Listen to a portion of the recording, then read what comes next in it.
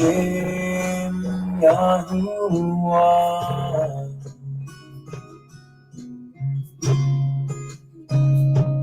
Yahusha,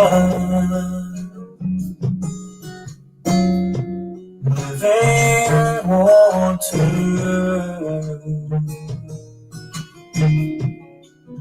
Baruch haba b'Hashem Yahuwah.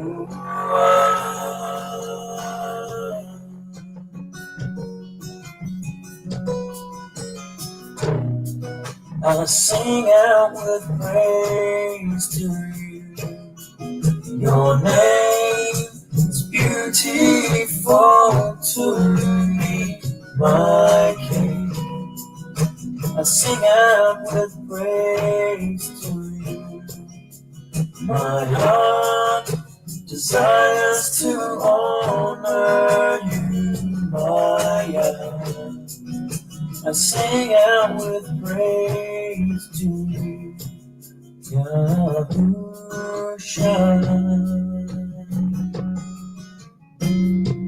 Living Torah, Baruch haba b'Hashem Yahuwah.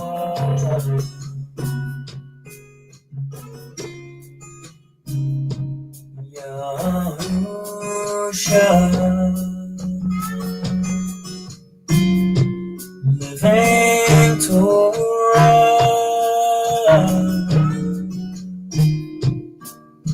Baruch haba b'Hashem Yahuwah.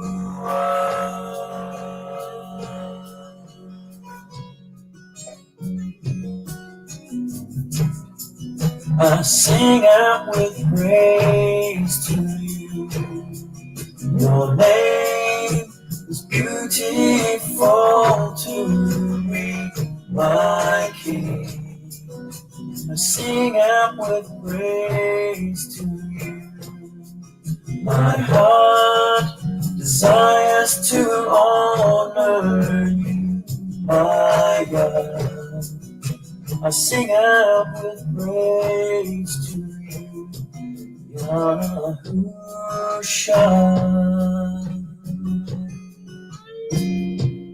Living Torah, Baruch haba b'Hashem Yahuwah.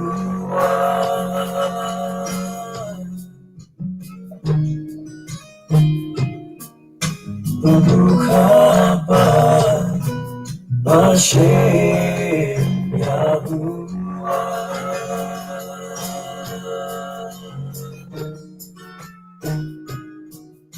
Baruch haba b'Hashem Yahuwah.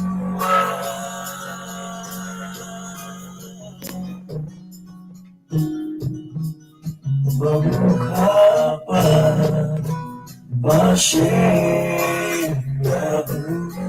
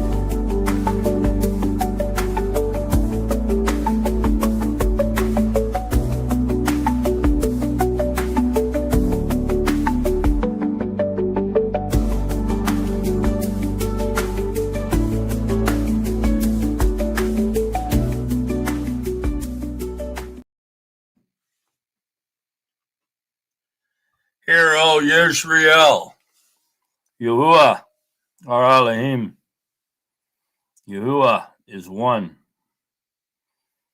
And you shall love Yahuwah your Elohim with all your heart, and with all your being, and with all your might. And these words which I am commanding you today shall be in your heart, and you shall impress them upon your children, and shall speak of them when you sit in your house, when you walk by the way, and when you lie down, and when you rise up, and shall bind them as a sign on your hand, and they shall be as frontlets between your eyes. And you shall write them on the doorpost of your house and on your gates. And the second is like it. You shall love your neighbor as yourself. And these two commands hangs all the Torah and the prophets. Hallelujah. Hallelujah.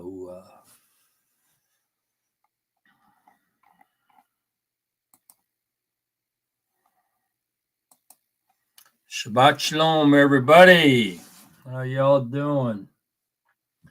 Hope everybody had a nice week. And arrange a few things here. Okay, so been a long week for me. A lot of activity. Beautiful weather down here in Texas. Been in the 60s, 70s, even close to the 80s at times. And here we are. Yom Shabbat again. Can you believe it? I mean, how fast is time flying? Blow it away, really. How fast time goes anymore. But anyways, glad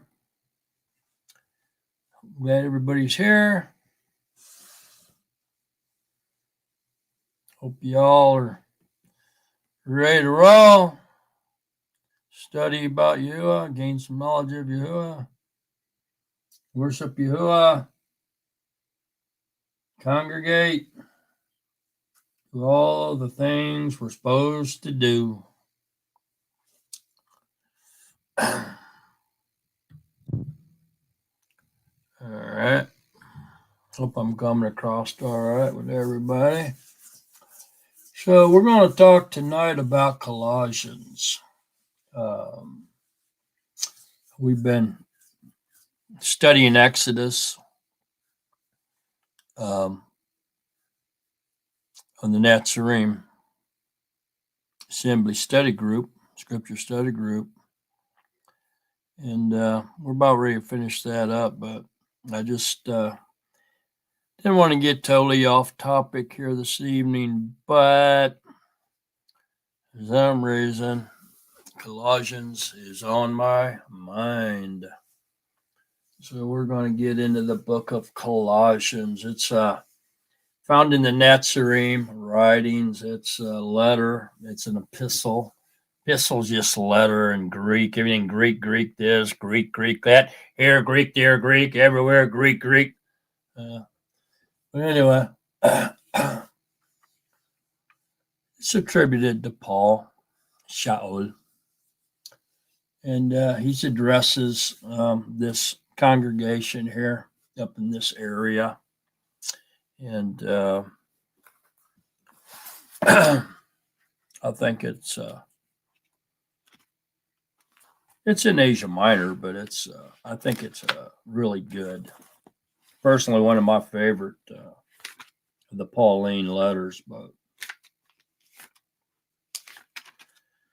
I think at the end of the evening, a lot of you will agree, and it'll probably become one of your favorite ones too. We'll see how that goes. Main thing is it's not real long, but it is power packed, and so lots to learn here out of this one, and it should be fun and interesting as we get to go through it this evening together. Glad y'all are here. Before we get started, I'm going to say hello to a few of the Natsurim in the chat room, and we'll move on from there.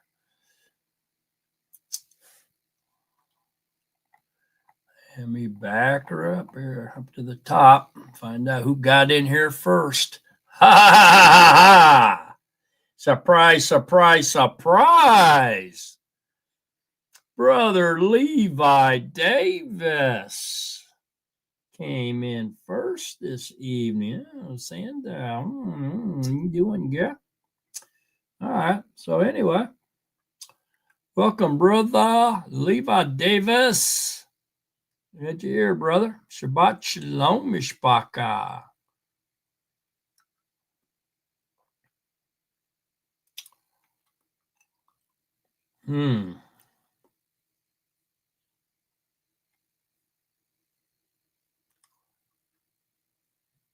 All right.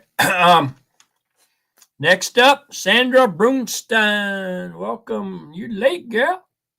Shema. Shema simply means hear in Hebrew. Next up, Peggy Russell. Sister Peggy, glad you're here. Shalom, shalom, family. Sister Laurana Maran is here. Shabbat shalom, mishpaka. Ali Shiba. Shalom, Levi, Sandra, and Peggy. Welcome, Sister June and Brother Joe. Chris Tritowski and Sister Amber, welcome. Shabbat Shalom, family. Love you all. Baruch haba b'shem Yahuwah.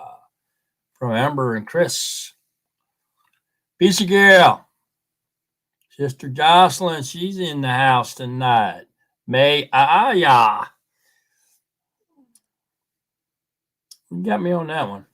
May Aya. Okay. I'm going to look that one up. All right. Well, welcome in, Sister Jocelyn. Glad you're here. Let's see now. What do we got going now? Some character named Spark in you is Yah's on here. He says, Shabbat Shalom, beloved of Yahuwah.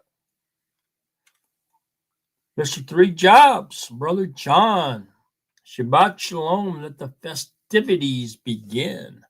Brother John, willing, raring, and willing to roll, he said. Yahuwah, my shepherd. Shalom. Brother Isaiah Diaz from El Paso, man. Glad you are here, brother. Shabbat Shalom, everyone. Kings and Queens Coaching Group. Glad you are here. Shalom.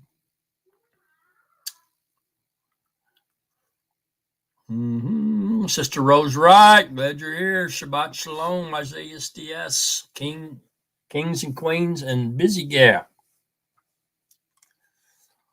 Jeremiah, glad you're here, Brother Jeremiah. Shabbat Shalom, family. Sister Kate Connell, glad you're here, Sister Kate.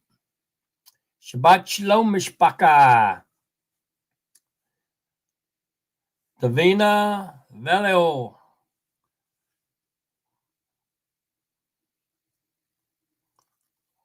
Shabbat Shalom. Brother Lou, Sister Phyllis. Suddenly it's time for Yahuwah's Shabbat. No, man. Hallelujah. Hallelujah. Hallelujah.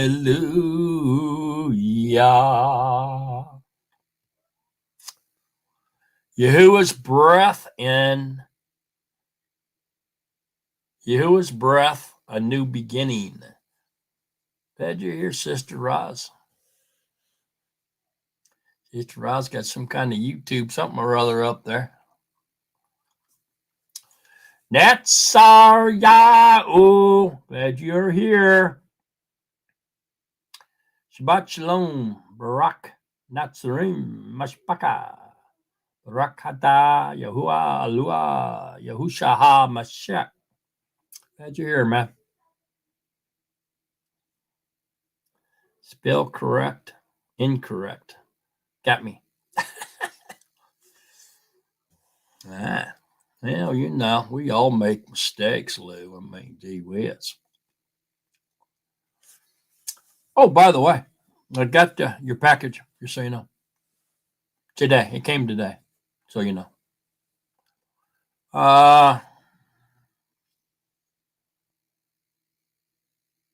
Juanita Phillips, glad you're here. Shalom to all.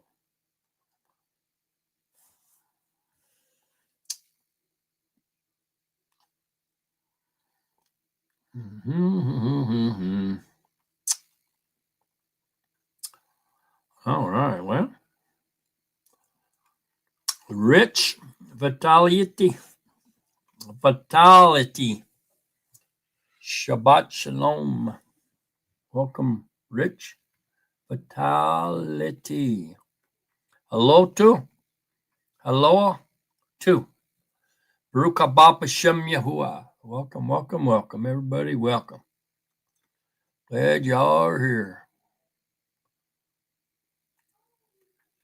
Ernest of Chaco. Glad you're here. Shabbat Shalom.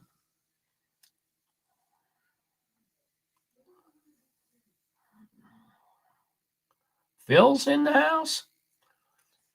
Well, I'm not seeing Phil on here. Yeah. Well, I guess if he's in the house. Debbie Alve, glad you're here, Debbie. Shalom. Shabbat, everyone. Jesse, Shabbat Shalom, everybody. All esteem to Yah, praise Yah. Welcome, everybody. Welcome. I love Colossians, best read in one setting. It is. It's a beauty. I don't know. First John or Colossians, boy, they're neck to neck for my favorites. That's for sure.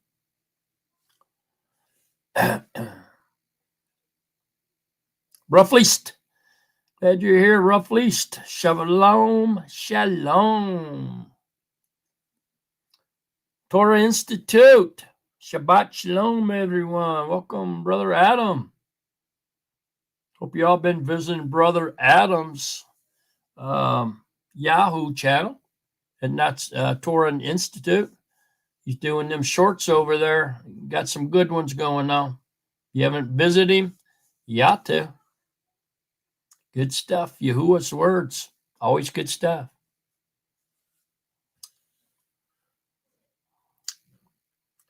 Yep.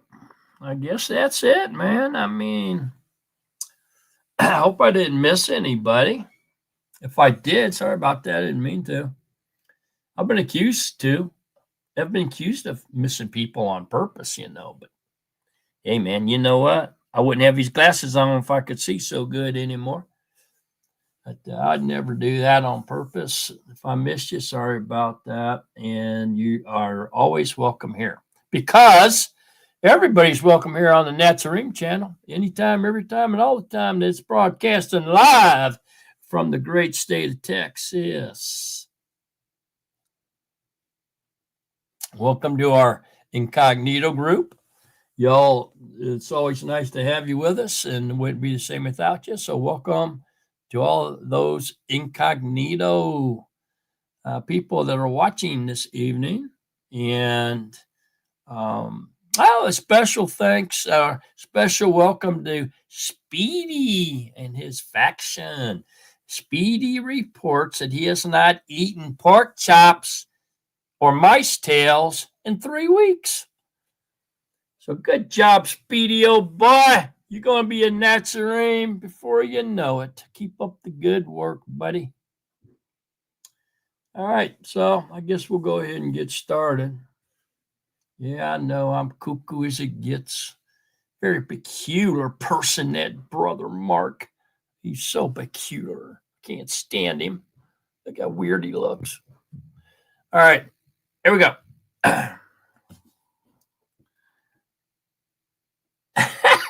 I did too. Didn't I not just greet Speedy? Brother John accused me of not greeting Speedy. Man, I just did do that. But you know what? Hey, I don't have a problem doing Speedy's most favorite thing in the whole world. Screen sharing for Speedy, oh boy. Do anything for Speedy. He's the man.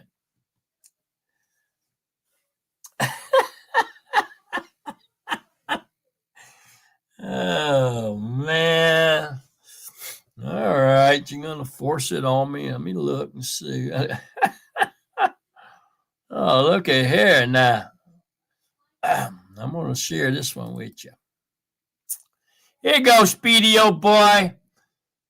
I'm going to go ahead and share screen for Speedy. This is Speedy's most favorite thing in the whole world to do is to share screen. And so, we want to make Speedy feel welcome and everything. So I'm going to go ahead and do what Brother John requested. Share screen for Speedy's sake. Here we go. There you go, Speedy, old boy. Look at that. Can you believe it? All these comic book people are getting into the Trinity here, man. I'd be running too. Look at that dude in the middle. I saw three-headed monsters coming at me. I'd be running too. Look at that Trinity, them Trinity monsters. They're mean looking, ain't they? Get 3 heads, 1 body. I'd be running too, man. Oh boy, oh boy, oh boy. I'll be gone. Watch out, Speedy. You see these 3-headed monsters here, Speedy? You avoid them things at all costs, just like pork chops and mice tails, man. Don't even go close to them. All right. So there you go. We did what we did, and we did it for Speedy's sake. Sorry y'all had to see them 3-headed monsters, though. I hope you don't have nightmares tonight. You can sleep all right after seeing them. Enough to scare anybody. All righty. Oh, who is Speedy? I bet y'all think I'm nuts. Let's see here. All right. May I ask who is Speedy? Oh, don't call him a mouse. He's not a mouse. Don't call him a mouse. He eats mice tails. He's a rat. He ain't no mouse. Here's Speedy's right here. Speedy, Blue, and Sophia with the long neck. And see that little thing right there? That's Speedy's pet kitty cat. And all together, that's Speedy's faction. They're doing good, though. Got to keep supporting Speedy, man. Make sure you're urging him to stay on the straight and the narrow. Stop eating pork chops and mice tails. He's trying to convert from being a pagan over to being a Nazarene. And he's getting there. He's getting there.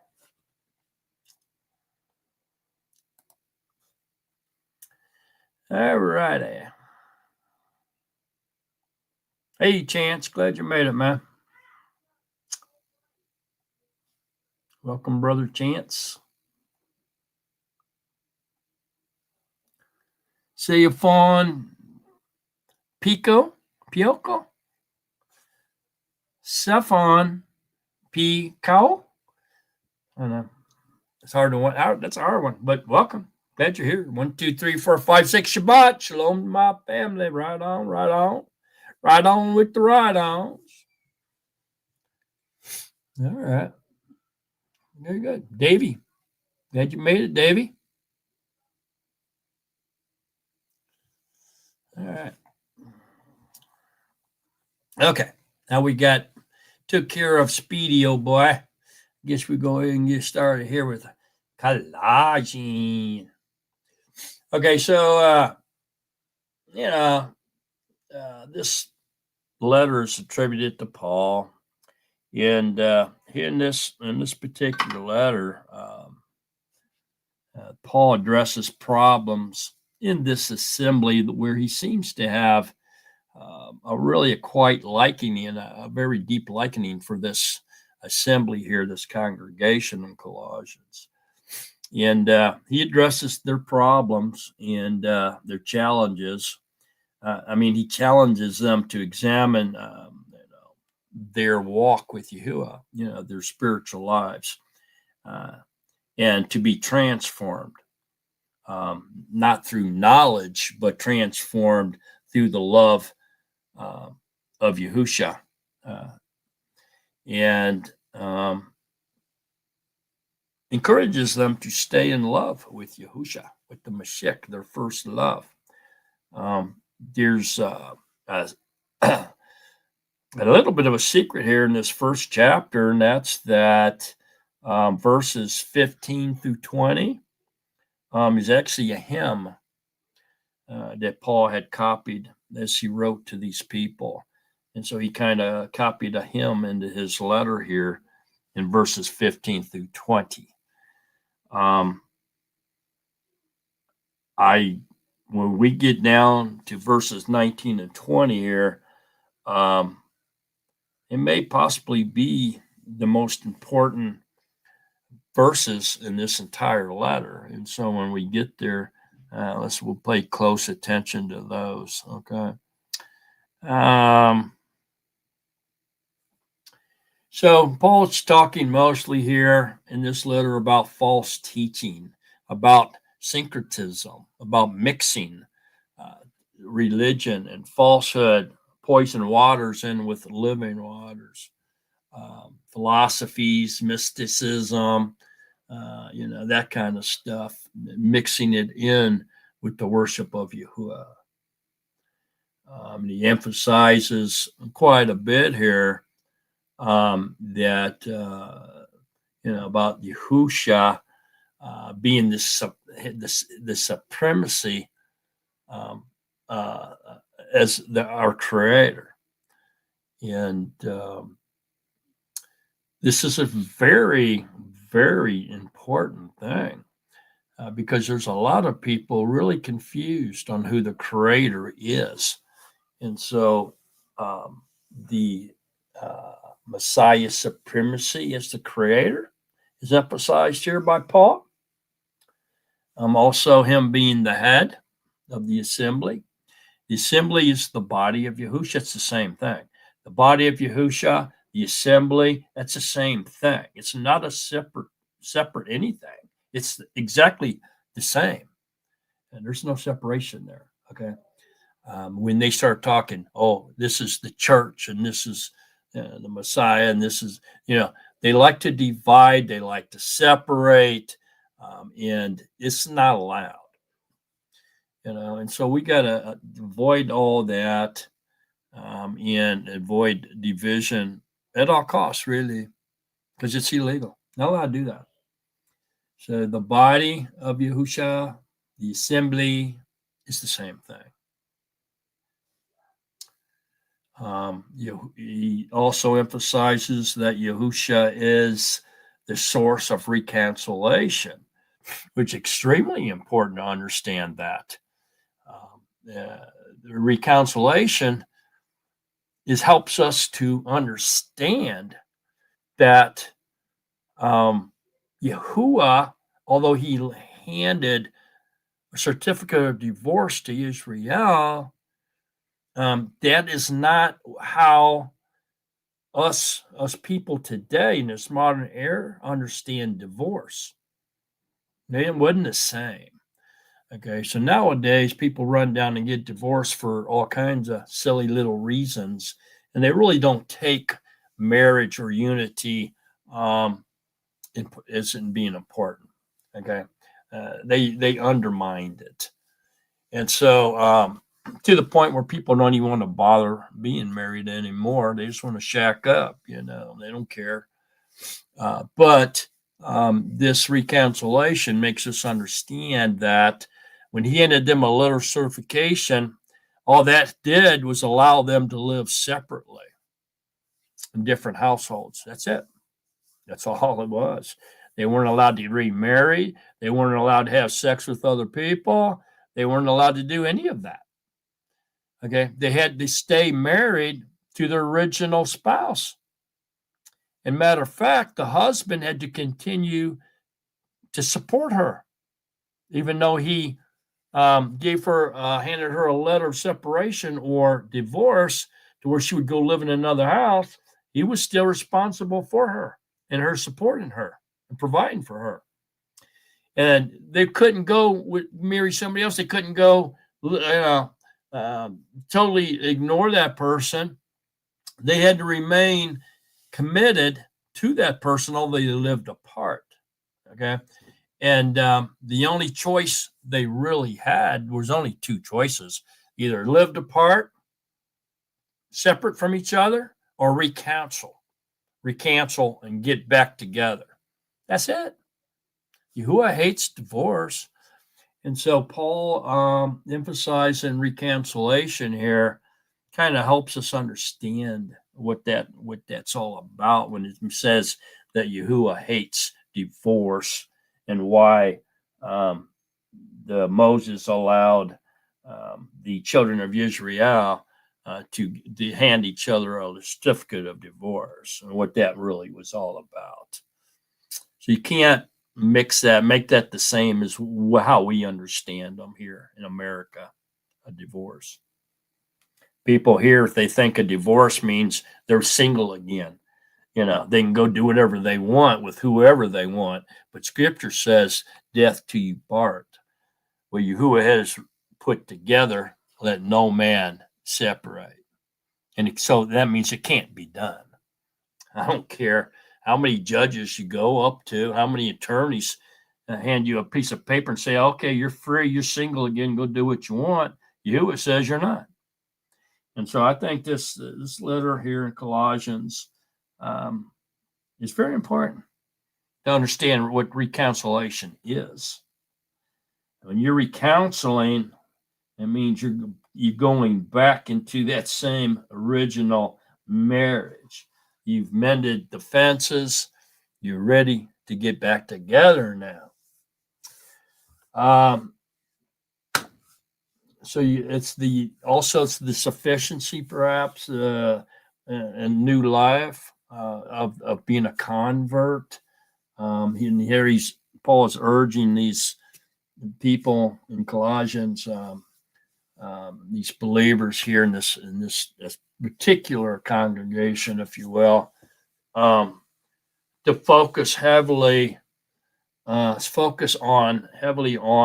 spiritual matters or heavenly things and not earthly things.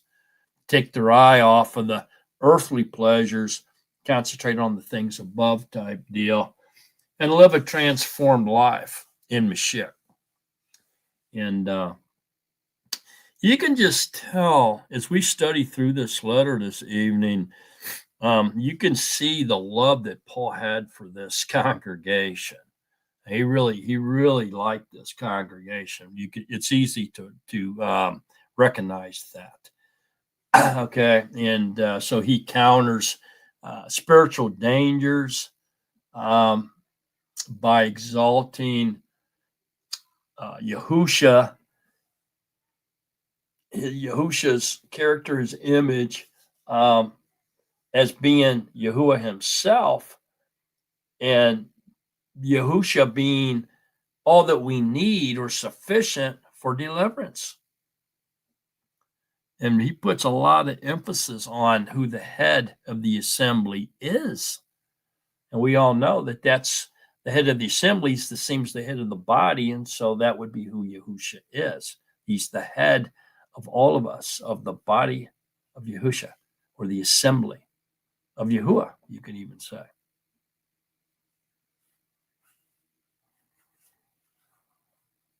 Okay. All right. So, I guess we can go ahead and get started here on this first chapter of Colossians, and let's see where Yahusha takes us here this evening as he teaches us in this writing of Paul. So it says here, Paul, an emissary of Yahushua Mashiach, by the desire of Yahuwah, and Timothy, our brother, to the Kadeshim and Kolossians, and true brothers in Mashiach. Favor to you and peace from Yahuwah, our Father, and the Master Yahushua Mashiach. For some weird reason, people point to this where it says, favor to you and peace from Yahuwah, our Father, and the Master Yahushua Mashiach as being two separate deities. You see, this proves the Father and the Son are two separate deities, okay? And there's a huge problem with that. Number one, back in the first century here, or possibly the second century, I can't remember when Paul wrote this one. It was somewhere in there.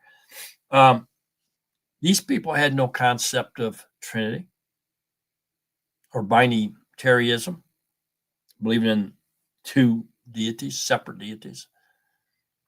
They had no concept of any of that stuff. That stuff came way later on. Okay. And so they would have never got that mixed up or confused of what Paul was saying here. And so what was he saying then? So if you take out the understanding or the verbiage or the brainwashing of a Trinity out of your mind and act like you've never even heard of that word, because these people here never heard of it. They never heard the word Trinity. They had no concept of that theology, nothing. These people were monotheism people. They believed in Yahuwah was one, period. And so if you take all that knowledge away and pretend like you never heard about Trinity or anything, okay? And they read that, or somebody said that to them, what they would be thinking then is that when it says, favor to you and peace from Yahuwah our Father and the Master Yahushua Mashiach, that there was one being, that he was the same person playing different roles or modes, if you will. There's no way in this world the Trinity or binitarianism would have come into these people's minds.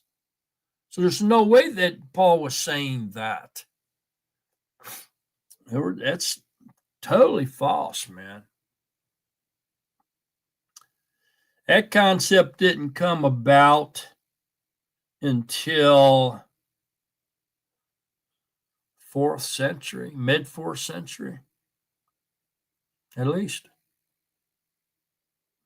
It really didn't gain a lot of traction until way up in around 1100, really. So, we can't look at that and say that proves that the Father and the Son are two deities. Okay, just can't. It's not proof of that at all. Matter of fact, it's showing against it.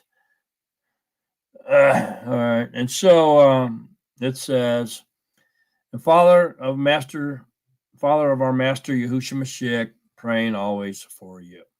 Okay, so so we give thanks to the Yahuwah and Father of our Master Yahushua Mashiach, praying always for you, having heard of your belief in Mashiach Yahushua and of your love for all the Kadeshim, because of the expectation that is laid up for you in the Shemayim.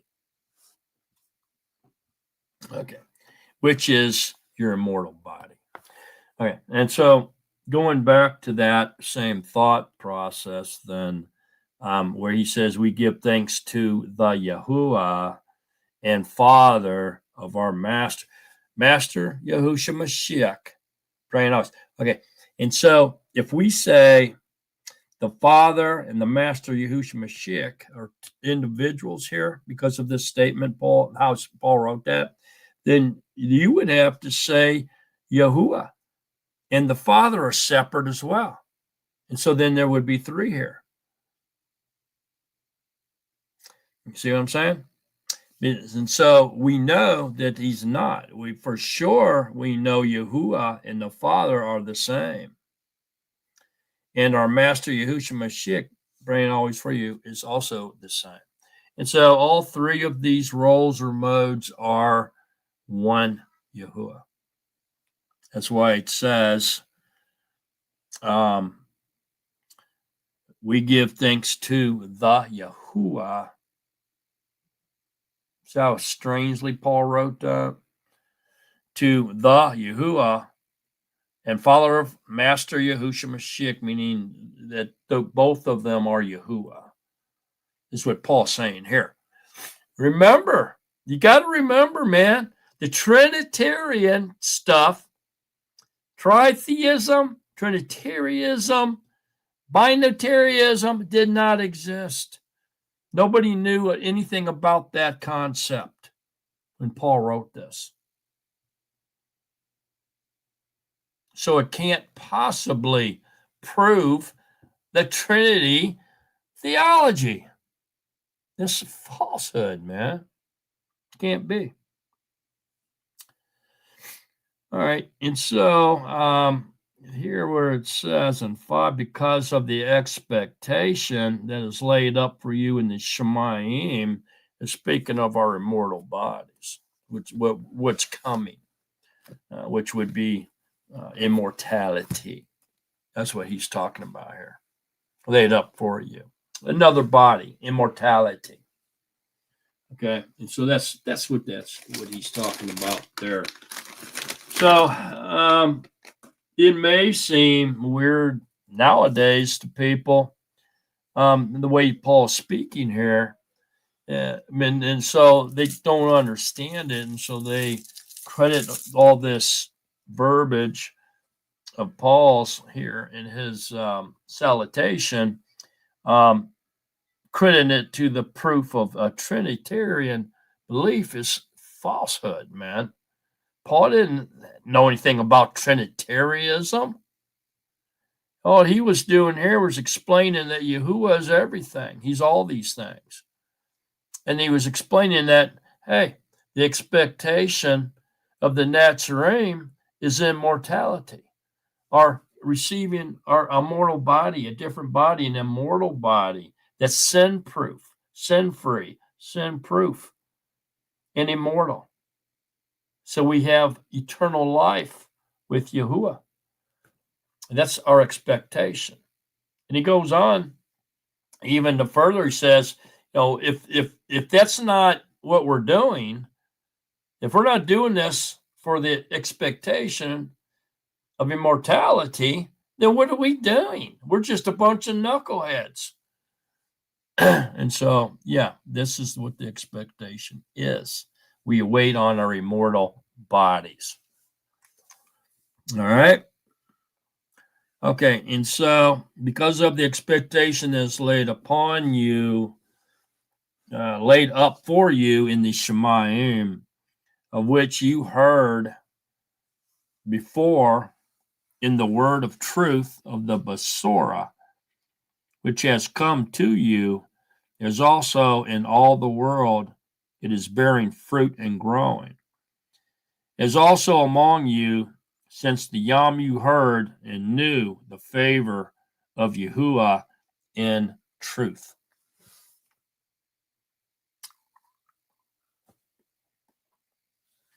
Very clean. I mean, I think Paul's very clear here at this point. I like what he's saying, since the Yom you heard and knew the favor of Yahuwah in truth. Okay. So, wow,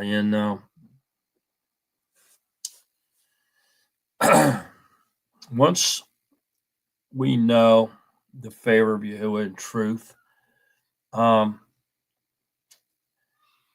it brings you, man, it pulls you in. to a deeper love, a deeper presence, a deeper understanding of Yahuwah, the knowledge of Yahuwah. That's what truth does. And then once we get to a certain point to where we know enough truth, then it's impossible to go back. You can't turn around and go back into the world. Once you've come that far along, you have to bear, man. Okay. In all the world, it is bearing fruit and growing. So you have to continue to accumulate fruit and to grow, mature, become a mature Hebrew. You can't stay riding the fence all the time just to satisfy somebody. So and so isn't a believer or doesn't love the truth or he's still asleep. Doesn't mean that we don't continue to bear fruit and grow despite that person's presence in your life. You just can't do that. That's playing with fire because that's lukewarmness, riding the fence, man. You can't play both sides of the fence in this game. This game that we're all in, whether we like it or not, it's called the game of life and death, and you got to choose, man. You got to either choose life or choose death. You got to choose good or bad, righteous or unrighteous. Whose side are you on? What side are you playing for? Yahusha or Hashatan, the devil? You got to choose. You got to pick sides and you got to play brilliantly for your side. Do the best you can for whoever you serve. Yahuwah does not want you to be wishy-washy, being lukewarm, sitting on the fence, watching the game. Root for whoever seems to be winning at the time. Because as we all know, games can change quickly, and whoever's winning can be losing very quickly.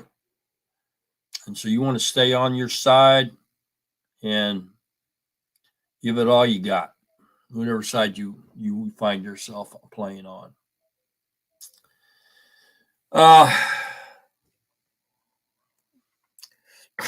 Let's continue on here. Knew the favor of Yahuwah in truth, as you also learned from Epaphras, our beloved fellow servant, who is a true servant of Mashiach on your behalf, who also declared to us your love in the Ruach.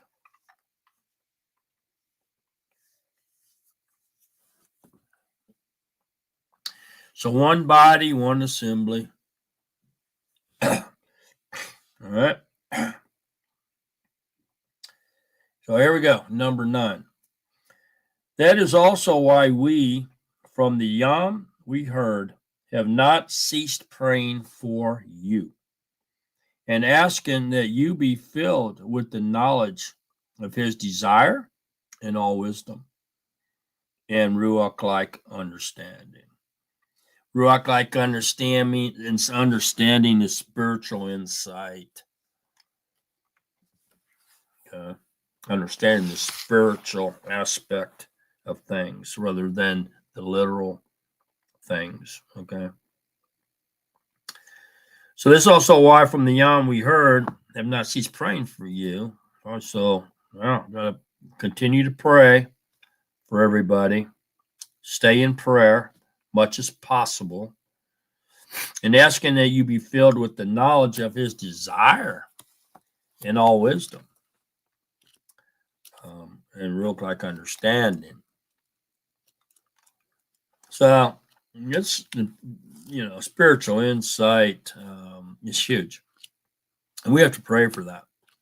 You have to pray for edification of his word. If you want to know the truth, you better get Yahuwah involved. And you get him involved by praying to him for edification of his word, making you understand what the message is here. What is it that you want me to understand, and open my eyes and ears so I can have spirit understanding, or ruach like understanding, spiritual insight, which is wisdom.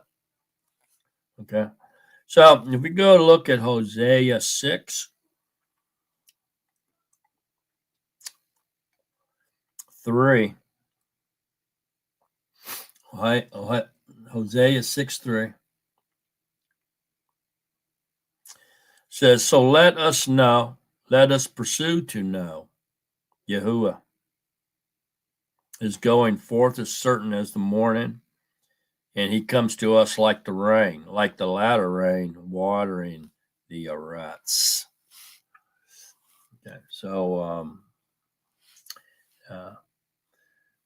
this is something that we have to get involved in. We can't just sit back and look like a dummy bell, and not pursue to know the knowledge of Yahuwah.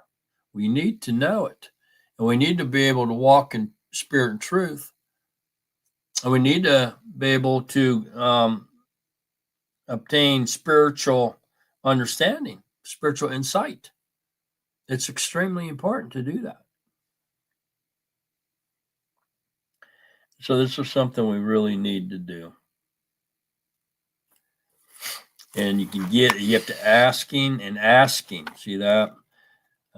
And asking that you be filled with the knowledge of his desire in all wisdom and spirit-like understanding. So I'm asking now that all of you be filled with the knowledge of his desire in all wisdom and ruach-like understanding,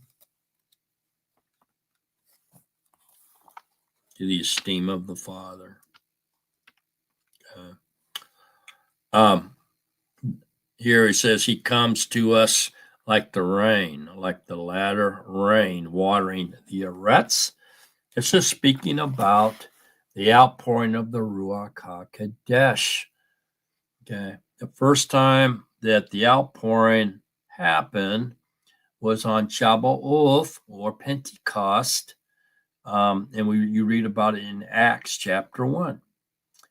And the Ruach came, fell on the 120 believers, the Netzarim, in the upper chamber in Jerusalem, which was a meeting hall, an auditorium of type, and it had rooms up above, and they were in one of the rooms of the meeting place.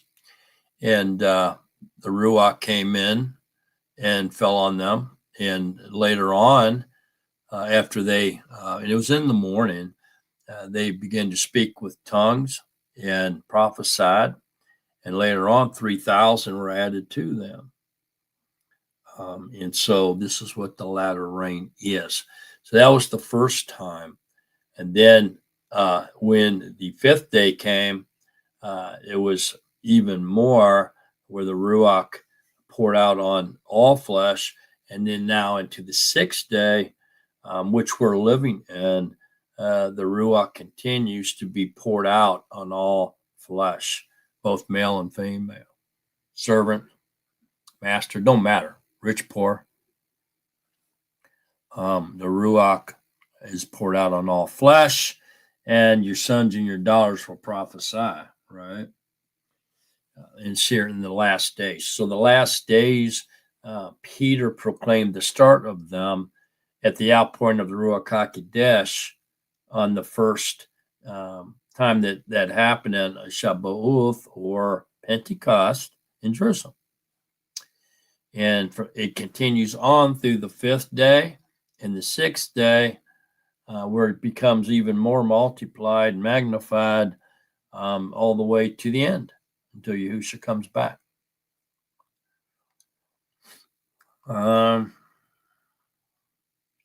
So that's what the latter rain is.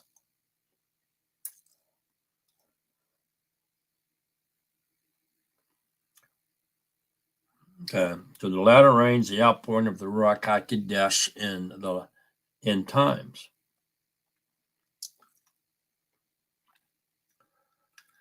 All right, so let's continue on here.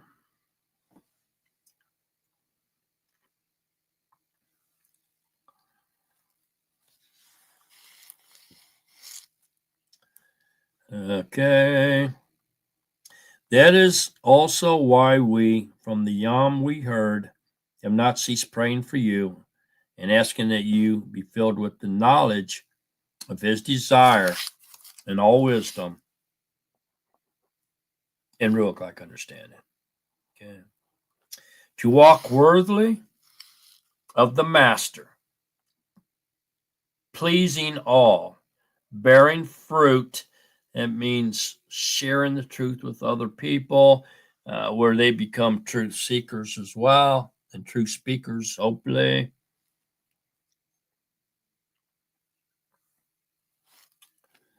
Walk worthily of the Master, pleasing all, bearing fruit in every good work, which is righteousness and obedience, and increasing in the knowledge of Yahuwah. And there it is again. Increasing in the knowledge of Yahuwah. And how do we do it? By asking him for it and pursuing it. Asking him for edification of his word. That's how you gain knowledge of Yahuwah. Well, you can read his word all you want. If he doesn't open up your mind or ears to the truth, you're still not going to get it. If somebody else reads it to you and you hear it in the words in your ears, you have a better chance of getting it than reading it yourself. But really, you need to go to the source of power, to the potential. You need to go to Yahuwah and ask him to send you edification, understanding of the knowledge of his word, the knowledge of him, Yahuwah. That's who the word is. The word is Yahuwah.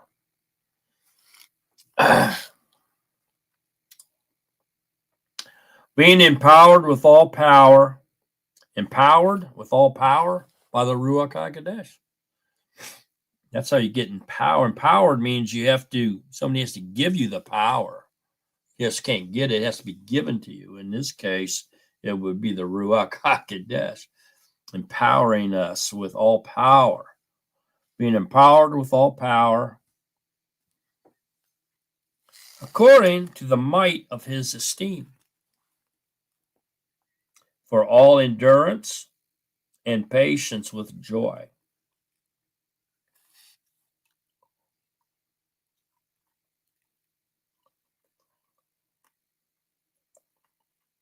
Giving thanks to the Father who has made us fit to share in the inheritance of the set apart ones in the light.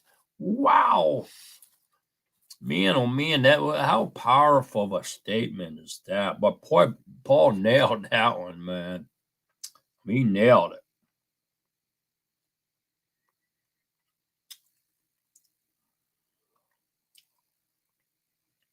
So being empowered with all power,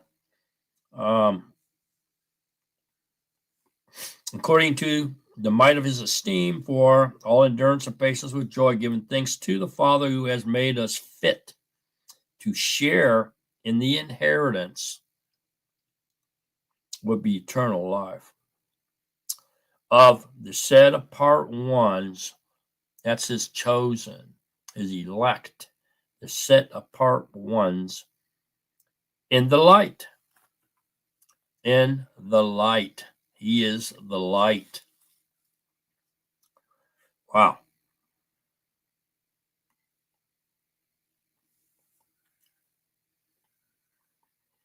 Who has delivered us from the authority of darkness and transferred us into the reign of the Son of his love. Wow. In whom we have redemption through his blood, the forgiveness of sins. So, wow. So, the set apart ones in the light who have been delivered, who has delivered us from the authority of darkness and transferred us into the reign of the Son of his love. And then we have been redeemed through his blood, a redemption through his blood. Look at 2 Corinthians real quick.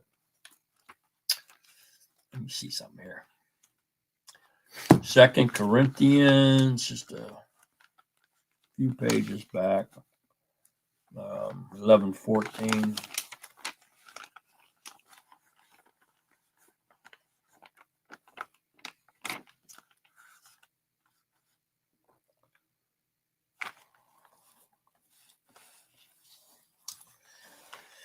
Says, now let's go 12 through 15. So 2 Corinthians 11:12 through 15. What's that?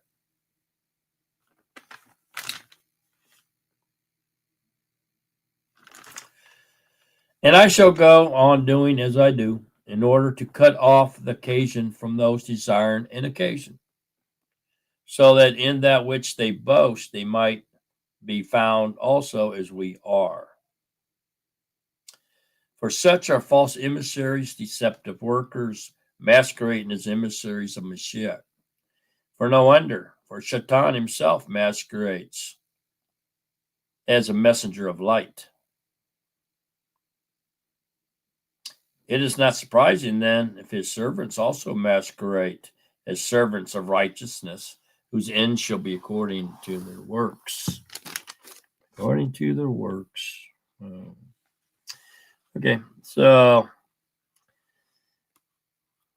we don't want to get this mixed up with crosses and crooks worshiping, okay? There's nothing to, it is a cross, a crooks, sun cross, any of that represent Yahusha and his body. It's not him. So when they grab those crosses and hold them up and start talking about acting like that's Yahusha, that's blaspheming to me.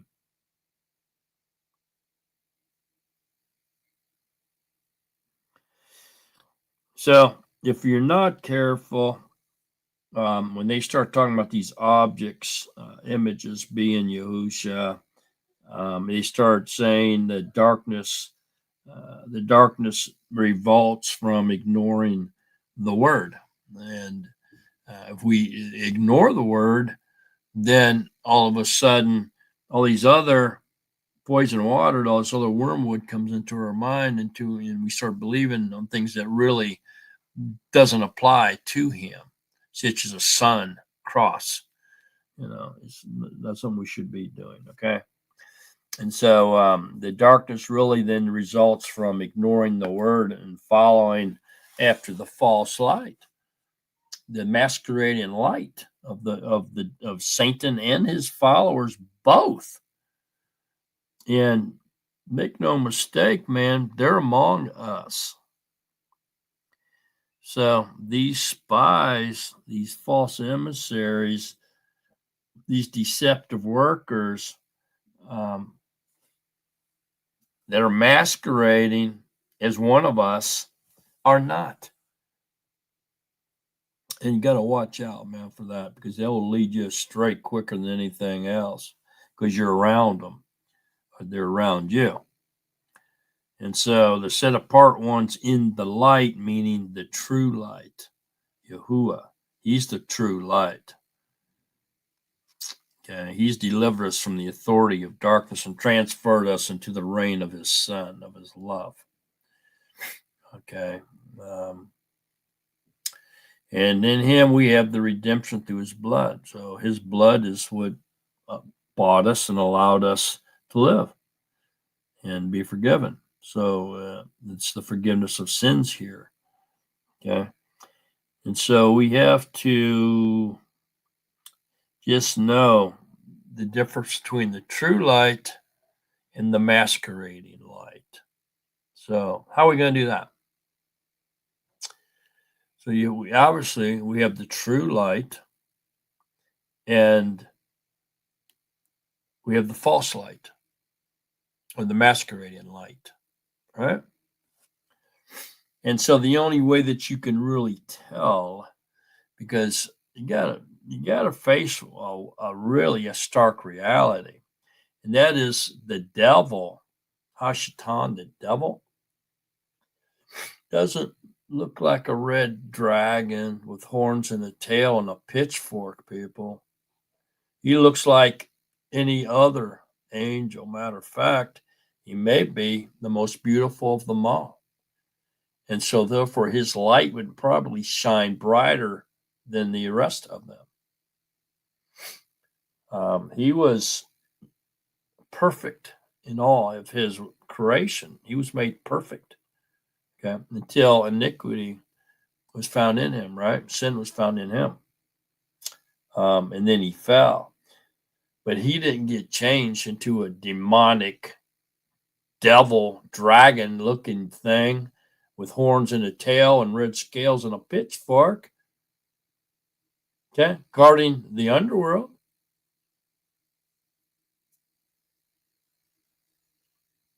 Hell in the center of the earth. Come on. Hell just means hole, grave. What it means. It means hole or pit. The Hebrew word is Sheol. Sheol. And the Greek word is actually Hades. Right? And neither one of them means hell. Those mean grave. So what does hell mean? It's just simply a hole or a pit. So anyway, if he just masquerades as light because he looks like all the other angels, then it's in a way, and even his followers as well, in a way, it'd be a little bit hard to look at them and tell the difference. And so I say it's like looking at a statue. Okay. So you say you got a statue of some angels in your house. And here's these angels are painted up nice. They look pretty. They're handsome looking. They have wings, pretty robes on. Okay. And you got these statues in your house, right? Okay. You don't have any idea what the image of that angel, who that angel is.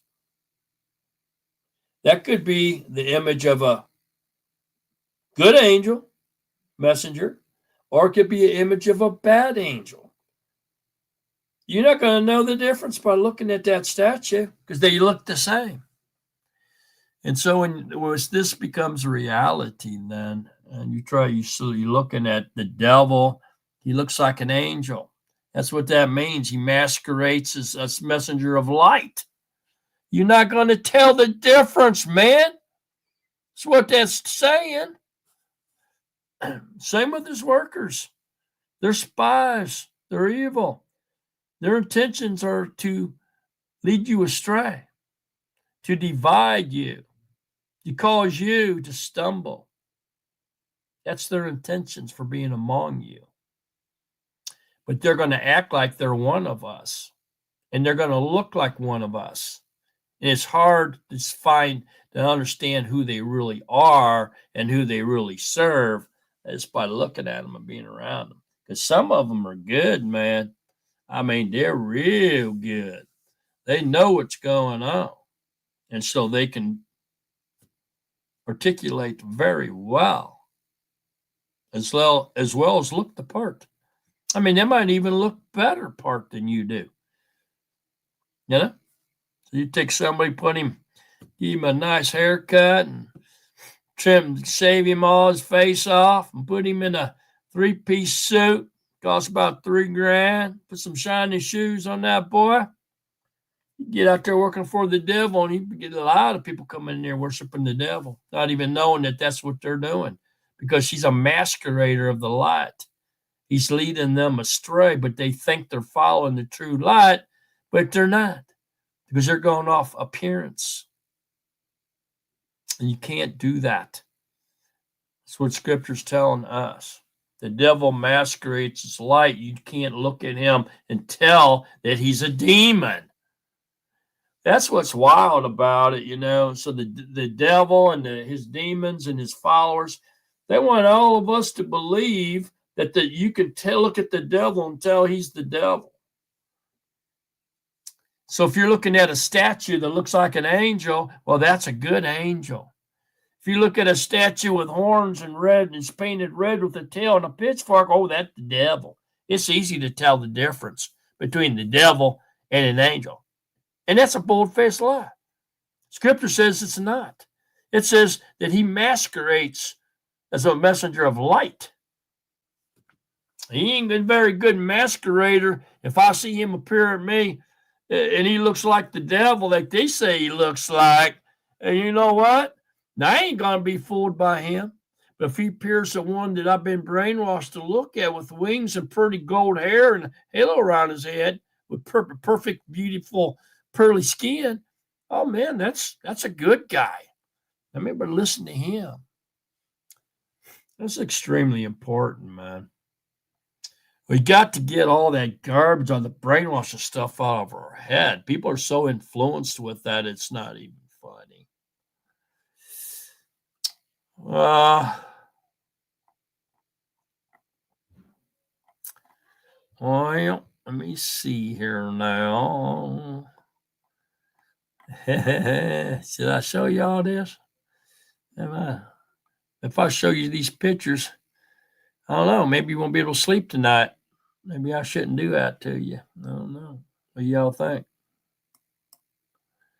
Think you can handle it? Or will you not be able to sleep?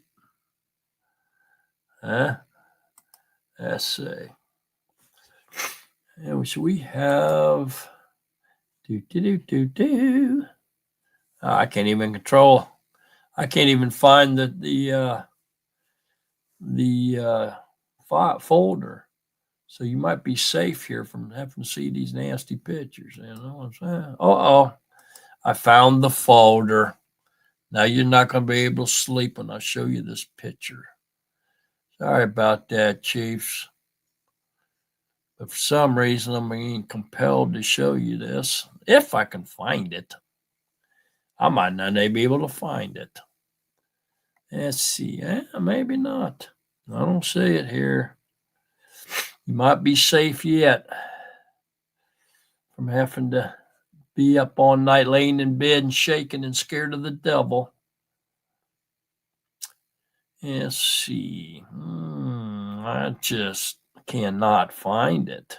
I don't think it's here. Oh, man. Oh, I lost it. It's not here. I think y'all are safe. Yeah. Don't see it. Oh, well. All right. Yeah, I might just let it go. Let's see. Well, maybe not. Oh, let's see. I can do this.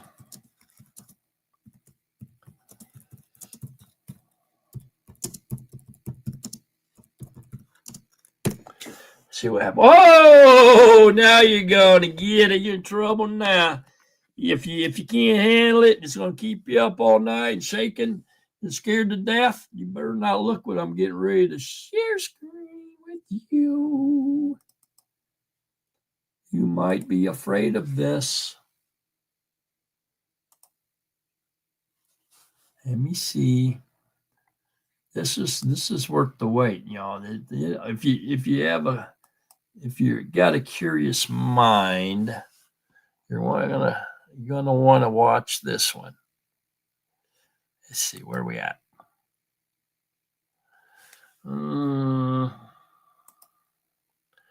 Let's see. What? Here we are. Duh. Okay. All right, gotcha. All right, here you go now. Share screen time, Speedy. Speedy excited, man. He's jumping up and down now. Look at him. He's so fast you can't even see him move. Speedy faster than lightning. You can't even see Speedy move. He's so fast, man. That crazy? They don't call him Speedy Gonzalez for no reason, right?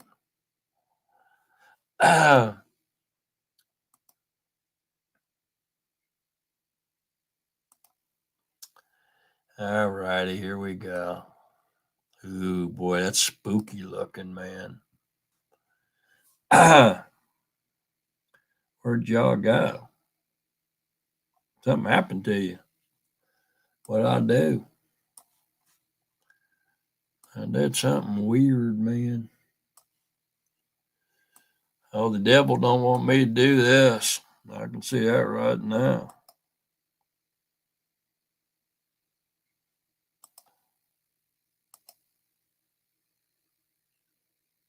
Huh? I don't know if y'all are still on here or not.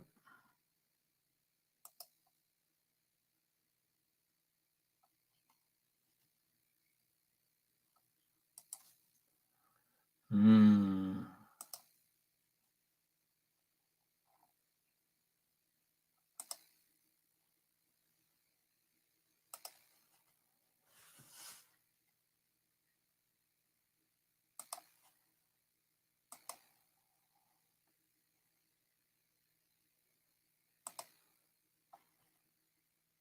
There you are. What the heck, man? That's some crazy stuff that just happened. Were y'all still with me that whole time? Because you were gone. I just totally lost you, man. I don't know what in the world happened on that one. That was about the weirdest thing I've ever seen. Somebody don't want me showing y'all this picture. Maybe I shouldn't. You know, maybe I shouldn't. I don't know. There we go. Maybe Speedy getting excited now. You guys were there? Wow.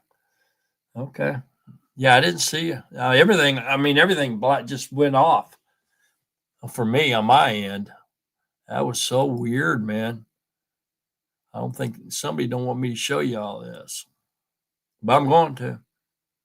Nothing will stop me from revealing the light. Here we go. Look at that, man. That's the devil. So the devil, look at that devil. If you saw this dude right here, red-headed dude, all red looking, got a tail here with a pointy little arrow on his tail, pitchfork, horns. Would he fool you? That devil going to fool you? Is he? No, he's not. So there's just no way that this image here is masquerading as light. Is it? Is this image masquerading as light? No, it's not. I don't know about you guys, but there's no way he'd fool me. He ain't got a chance in the world of fooling me if that's the way he looks. He don't look like that. He looks like one of them angel statues y'all keep in your living rooms. That's what the devil looks like, along with all his demons too. So you got statues of angels. You don't know who you're worshiping. You don't know who those statues represent. You have no clue. You only think those are good messengers, good angels, because you've been brainwashed to recognize good angels that look with golden hair, pearly skin, painted nice with wings, and playing a harp or a halo around his neck or something. But when you see that image you just looked at, you're being programmed. Okay, this is the devil, and the demons look like him and even worse. So don't worry. You can't be fooled. Nah. You're fooled already if you believe that lie. Okay. All right. So I'm going to get moving here now. I hope everybody picking up what I'm laying down on that. Let me see. I'm going to get rid of that picture. Thing's spooking me out, man. I got to get that thing off my screen. Okay, here we go. And so Yahuwah is supreme, have supremacy over all of creation, okay? And in John 1, we read about Yahusha being the creator. Matter of fact, it calls him the Word. And then it turns right around and tells us that the Word is Yahuwah in 1 John. Okay. And so, therefore, then the Word would be the creator, and therefore, the Word would have supremacy, all right, and rule over the creation that He created. And Colossians explains that very well. I think Paul did a very good job. And so, the visible image, if you will, of the invisible creator is expressed very well here. And it contains the fullness of the deity being one. And so as we look here at 15, going into chapter 15 through 20 here, keep all that in mind. Because Paul does a really great job of this. Okay. And so this is what Paul is saying. So keep all that in mind. Now, the other thing before we read 15 through 20, what I want you to see here is that the word all, A-L-L, means all. All means all, right? There ain't nothing left. If it's all, it's all. So if I do this, all right, say I got this right here. See, you see all this paper here? See all means all. I got all the paper. It's all. I got it all. There's nothing left. If I do this, let me see. If I do this, I take one off. All is all. No, all ain't all. I just took one away. So here it is. So this ain't all. Okay. If I put this back, this is all the paper I got. So now it's all in all. So all means all. Period, man. This little tiny word, this little 3-letter word, all, A-L-L, appears 8 times. And these 6 verses we're getting ready to go over. 8 times. So all becomes a very intriguing word within these verses that we have to pay a special attention to, okay? So keep a good eye out for all. Yeah, I'll point some of them out. I mean, you want to track them yourself because all appears 8 times in these verses now.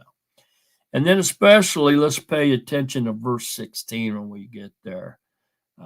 Talking about Yahuwah created Yahusha, okay? And he occupied or indwelled him, okay? And so even though Yahuwah created everything through Yahusha, Yahuwah was still omnipotent, whereas he was the entire perimeter of creation or of life or of existence. Nothing exists outside of him. So he was the first of anybody, of anything. It was just him. And when he created everything within his perimeter. And he's huge, massive. He didn't create anything on the outside of him because he's it. There's nothing there but him. Nothing on the outside of his perimeter of life or existence. It's all inside of him. And he's in it. So keep that in mind. Okay?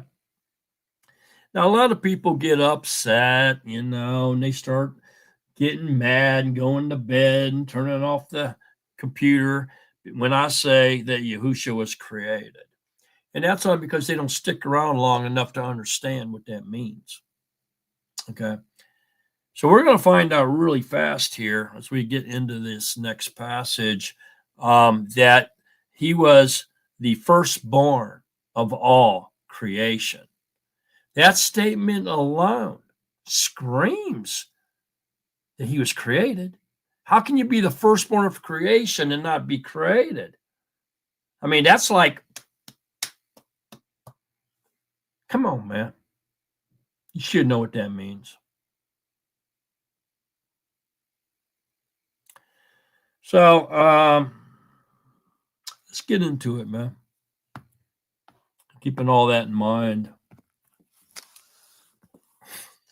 All right, so here we go. Verse 15.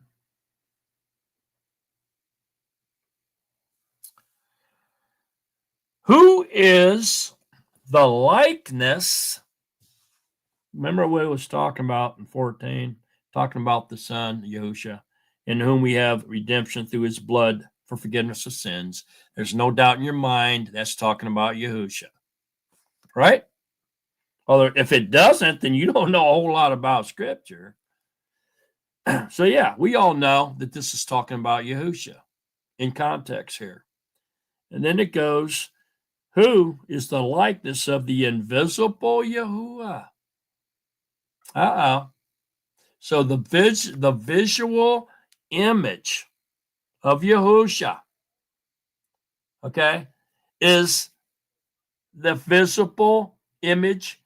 Yahushua is the likeness of the invisible creator. So he created him in his likeness to look like him fully and in his essence as well. Okay.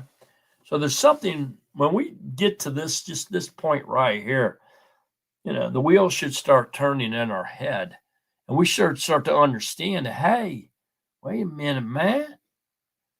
What's he creating here? What is he creating here? Oh, it's kind of weird, but it sounds like he's creating a body for himself. He seems to be creating a body for himself. The invisible Ruach creator seems to be wanting to make a body for himself.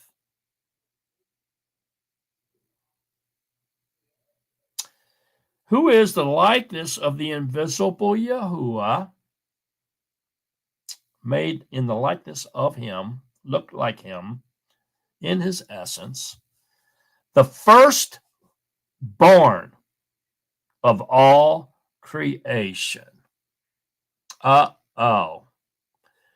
So if he is the firstborn of all creation, then he must have been created.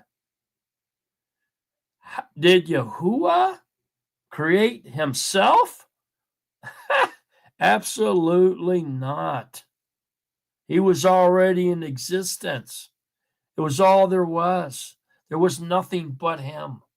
There was nothing outside of Yahuwah. There was nothing inside of Yahuwah. There was just Yahuwah. That's it. Nothing else. Not one. You can't name one other thing because there was nothing else. Nothing else. Just him. Everything else has been created by him, other than himself. He's always been there. That's why Scripture says he was from everlasting to everlasting. If you go from everlasting to everlasting, there's no beginning and there's no end to him. He's just always been the self-existing one. So then people say, wait a minute, he says he's the end and the beginning. Not of him. He's everlasting, everlasting. So what is he talking about? It must be something else. What's the beginning and the end? Why is he saying that? Well, there's something other than Yahuwah that had a beginning and it can have an end, and that's his creation. So what he's saying is, I know the beginning of my creation and I know the end of my creation. Not of himself. He never ends. He doesn't have a beginning and an end. That's why it says he's from everlasting to everlasting. So who is this? Who is the likeness of the invisible Yahuwah, the firstborn of all creation? And what's going to be really weird here is we're going to find out whoever this is created everything. Uh-oh.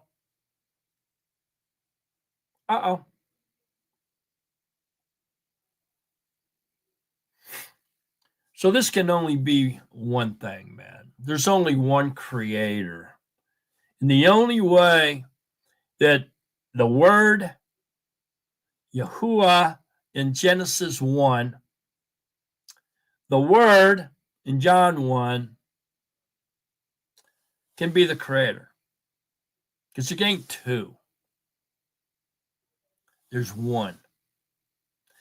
As the one creator, if there's only one, then that one creator must have created a body for himself, indwelled his body, and created everything through his body. Why he indwelled it.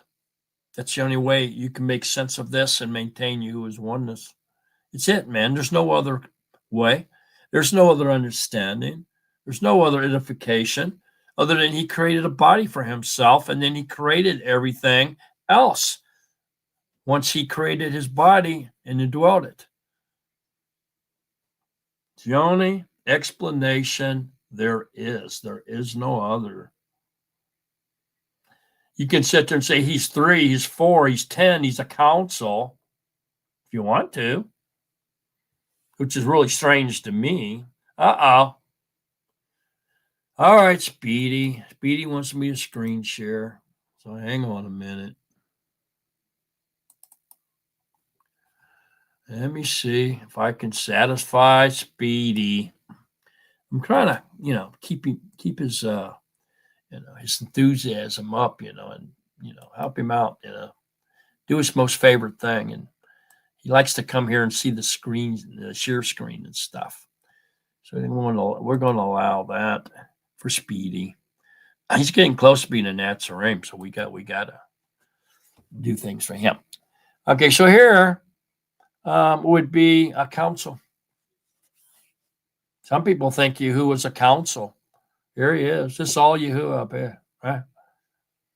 No, it's not. This is a bunch of pagan mythology. This ain't Yahuwah. This is not a council of sorts. Why they say he's a council is mind-boggling to me, really. But yeah, that's what they say. So yeah, I don't think Yahuwah's a council, Speedy. Are you going for that, Speedy? You think this is Yahuwah here? He's all these different people here. He's a council of sorts. No, Speedy says no. Speedy said he ain't buying into that one. He said that one's off his list. Okay, well, how about this one, Speedy? Let's see if we can get Speedy's opinion on this one. All right, Speedy, here we go, man. Speedy got me on a roll now. Share screen, baby. Calm down, Speedy. Calm down. See how he's jumping up and down, how excited he is? I know you can't see him. He moves too fast for your eyes, but believe me, he's jumping up and down. He's all excited. Here you go. How about this one? This is their three-headed monster. So this would be one body, 3 heads, and he looks like the Hulk. You think that's Yahuwah?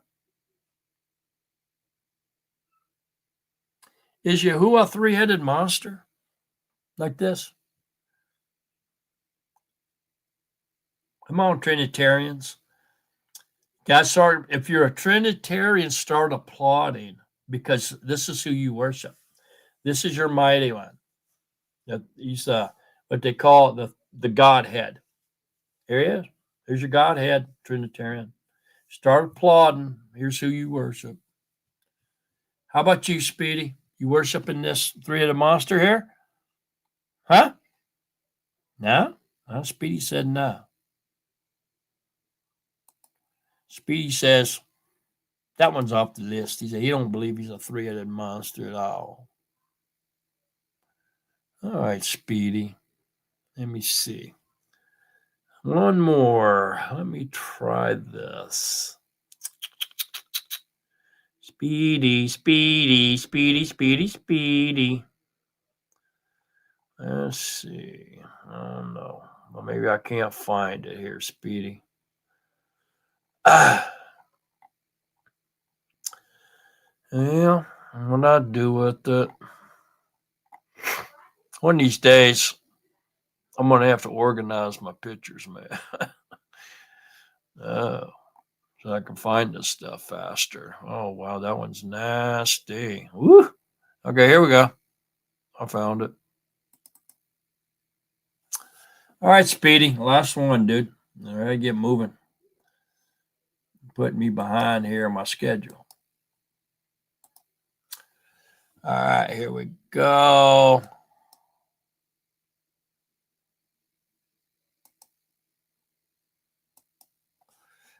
All right, how about this one, Speedy? You worship this one? Here we go. This is IHS. Here we go. This is the tritheistic people. They believe Yahuwah is three separate deities, and he sits on an elongated bench, and he's in perfect agreement, perfect unity. But Scripture doesn't say that. I'm not sure why they really getting that from. Scripture says they're in agreement, not in unity. If that was true, it would say that he is three and they are united or in unity. But it doesn't say that. It says these three are in agreement. Speaking of what? The water, the blood, and the ruach. It has nothing to do with three deities. Besides, everybody knows who these jokers are. This is IHS. These are Egyptian GODs. I'm not even going to say their creepy little names tonight.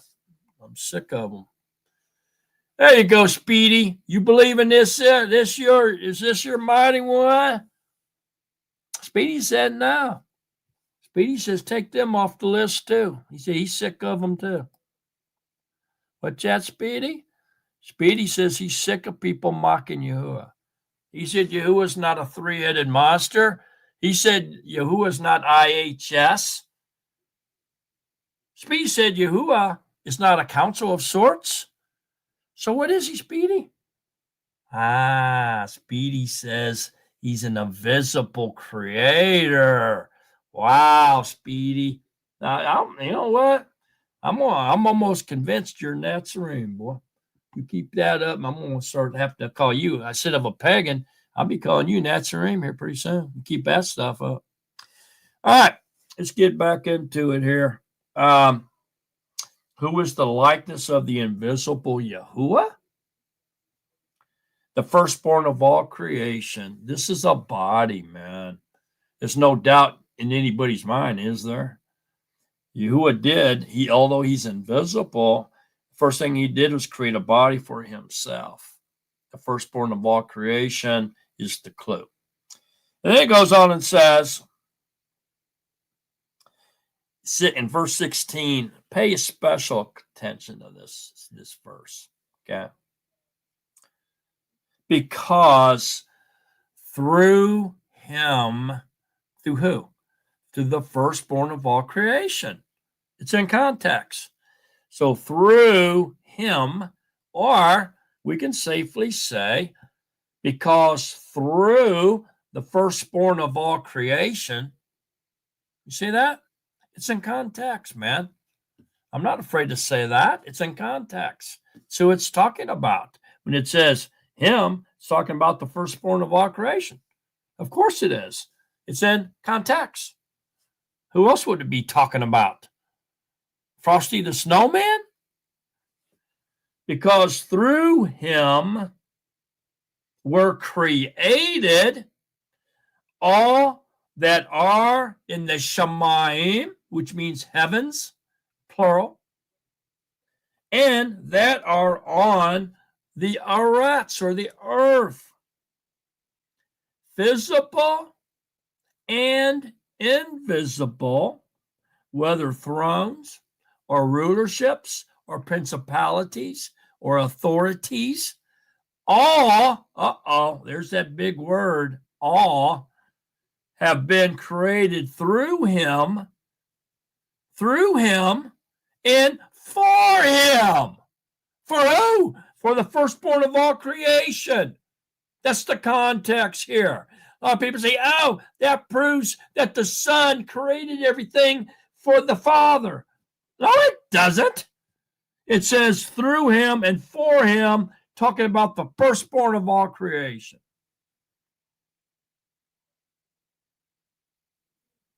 That for verse 16 is especially powerful stuff, man. Read that thing until you get it, because if you don't get that verse, I'd say you're going to have a really hard time understanding the Ruach, having a Ruach-like understanding.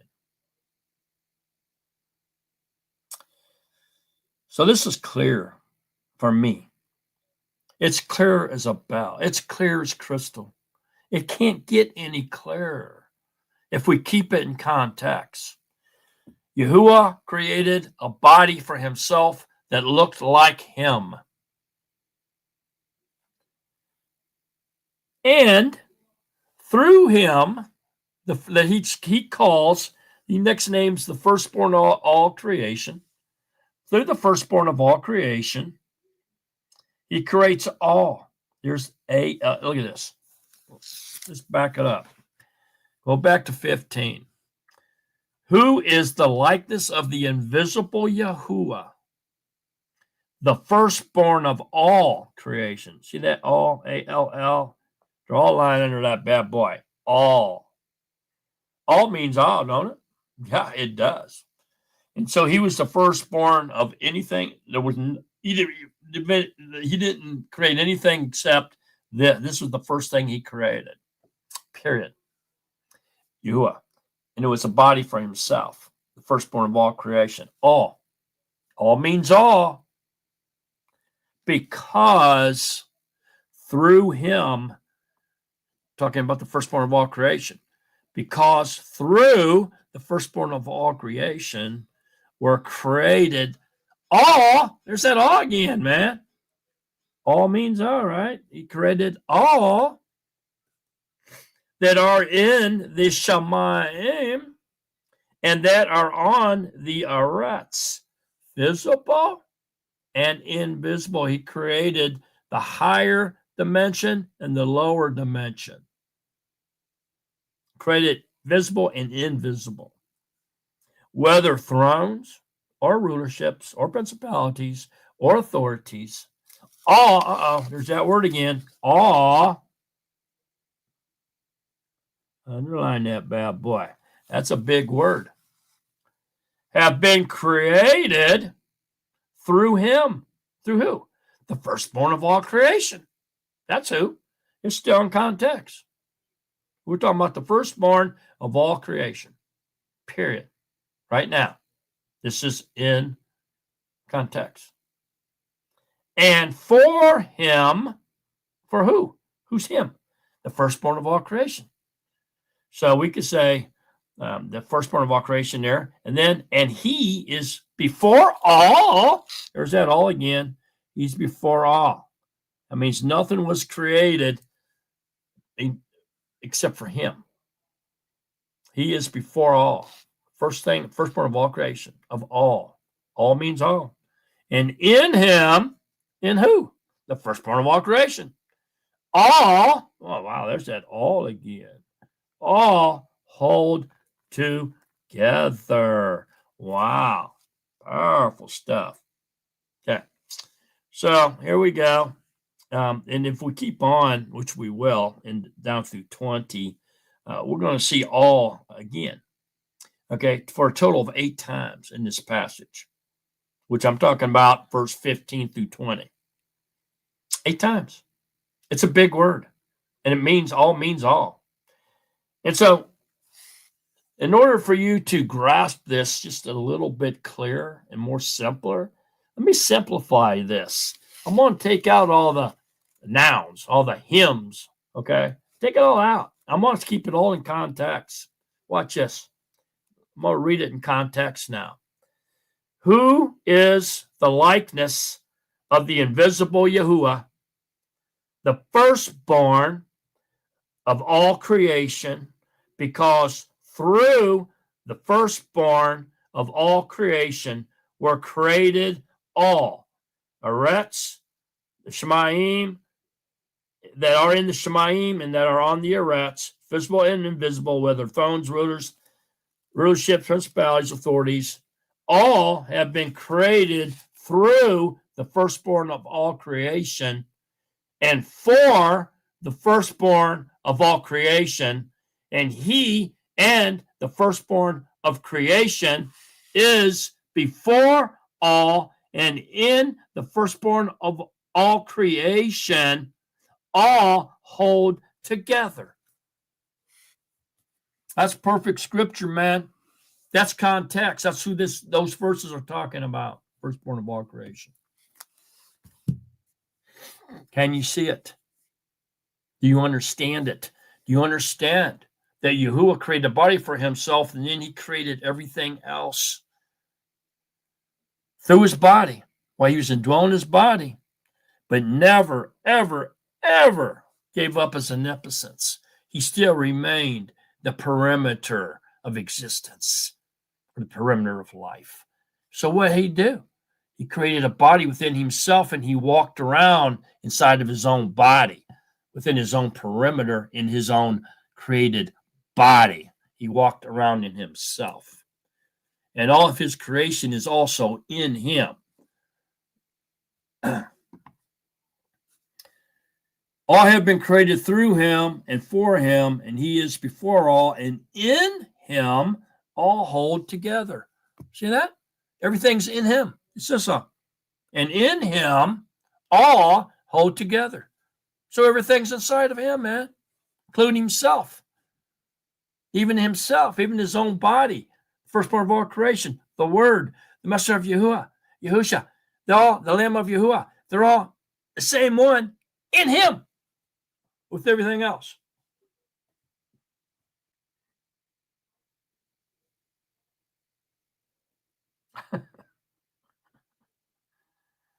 Yeah, no wonder verses 15 through 20 is a hymn. What a beautiful hymn it is.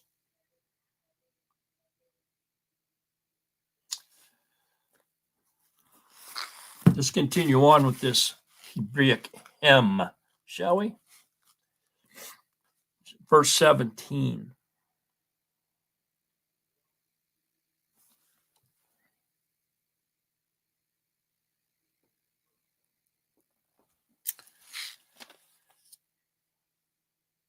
And he, firstborn of all creation, is before all, and in him all hold together.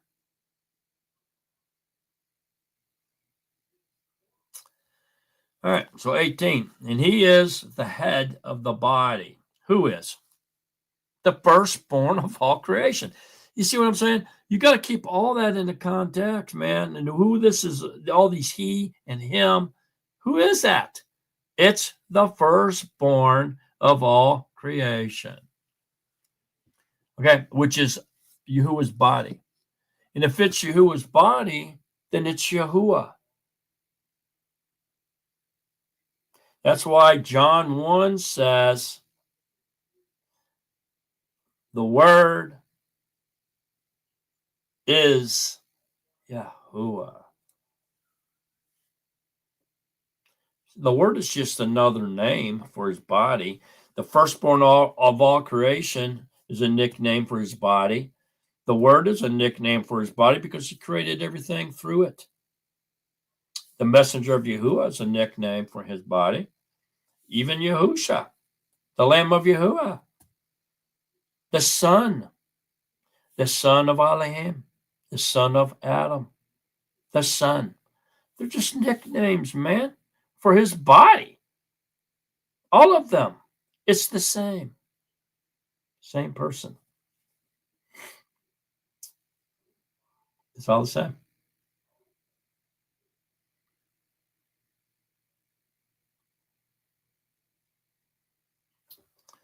Okay, so we continue here. And he, or the firstborn of all creation, is the head of the body, the assembly, who is the beginning. So he had a beginning. That means he's not everlasting, he had a beginning. He is now, because he's part of he's Yahuwah's body. And of course, in being Yahuwah's body, he is Yahuwah, and therefore inherits everlasting life, because Yahuwah is the only one that has everlasting life. So being his body, of course, he is going to have everlasting life with Yahuwah. And do you understand that? What the body of Yahusha is? It's his body. And so being the body of Yahusha, who is Yahuwah, is going to give you everlasting life, because you're his body. You have to live forever because he lives forever.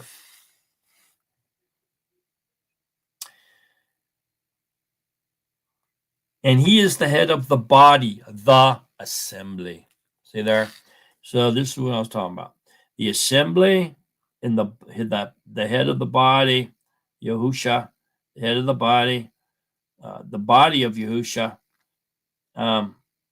He's the head. He's got the body, or the assembly. So the assembly is just another name for the body of Yahusha. It's the same thing. It's no difference. It's the same thing. The firstborn from the dead. So now we know for sure. Well, it's got to be talking about Yahusha, the firstborn from the dead. Who? The firstborn of all creation is also the firstborn from the dead. That's what Scripture just said, because it's in context of who this is talking about. This hymn. Don't forget, this is a hymn. Hymn. HWMN. Hymn. That he might. Who might? That he might. The firstborn of all creation. That he might become the one who is first in all. Well, there's that all word again. Look at that. Because, now listen to this verse very clearly, closely. Because in him, meaning because in the firstborn of all creation, all the fullness was well pleased to dwell. There we go. So this is telling us Yahuwah is dwelling, the fullness of you is dwelling within his body that he created, the firstborn of all creation. But he still never, ever, ever gave up his omnipotence. Yahuwah doesn't have to leave one place to go to another place. He's already there. The tenses bow down to him. He's in the past, present, and the future. Matter of fact, they're all in him, and he's in them. It's like all of his creation. Otherwise, nothing could exist without Yahuwah. There's no existence without Yahuwah. None. Zero. Because in him all the fullness was well pleased to dwell. And through him, through the firstborn of all creation, we're still in context here. Paul's still talking about the firstborn of all creation. He ain't stopped yet. Matter of fact, Paul didn't really write these words. He borrowed them. They're a Hebrew hymn. He just included it in this letter. And through him, to completely restore, to favor all to himself, whether on the Eretz or in the Shemayim, having made peace through the blood of his stake. Speaking about Yahusha, right? So the Yahusha is the firstborn of all creation. I mean, this is clear as a bell, man. So, and through him, the firstborn of all creation, to completely restore to favor all to himself, to the firstborn of all creation, to himself, which is Yahuwah. So through he made his body to restore everything back to himself. In the end, this is what he did. Okay, and so His body is amazing. Okay, it can be spirit, it can be light, it can be whatever he wants it to transform to. It can even be a man, like the man Yahusha, the son, the Lamb of Yahuwah. It can be a pillar of smoke. It can be a fire. It can be a fiery torch. It can be, fiery pillar. It can be a burning bush. It can be a man. It can be a light. It can be anything he wants it to be. It can be a dove, an animal. Yahweh can do whatever he wants with his body. He can transform it into anything he wants for to make him visible. But no matter what he does, he's always inside of himself. He maintains the perimeter of existence. He has to. Nothing. There's nothing outside of him. There's nothing there. Totally nothing. And so, wow, And so, the amazing thing here is no matter what Yahuwah does, how he presents his body to be seen, and that's why he has a body, is to be seen, because his creation, he wants his creation to see him and know him.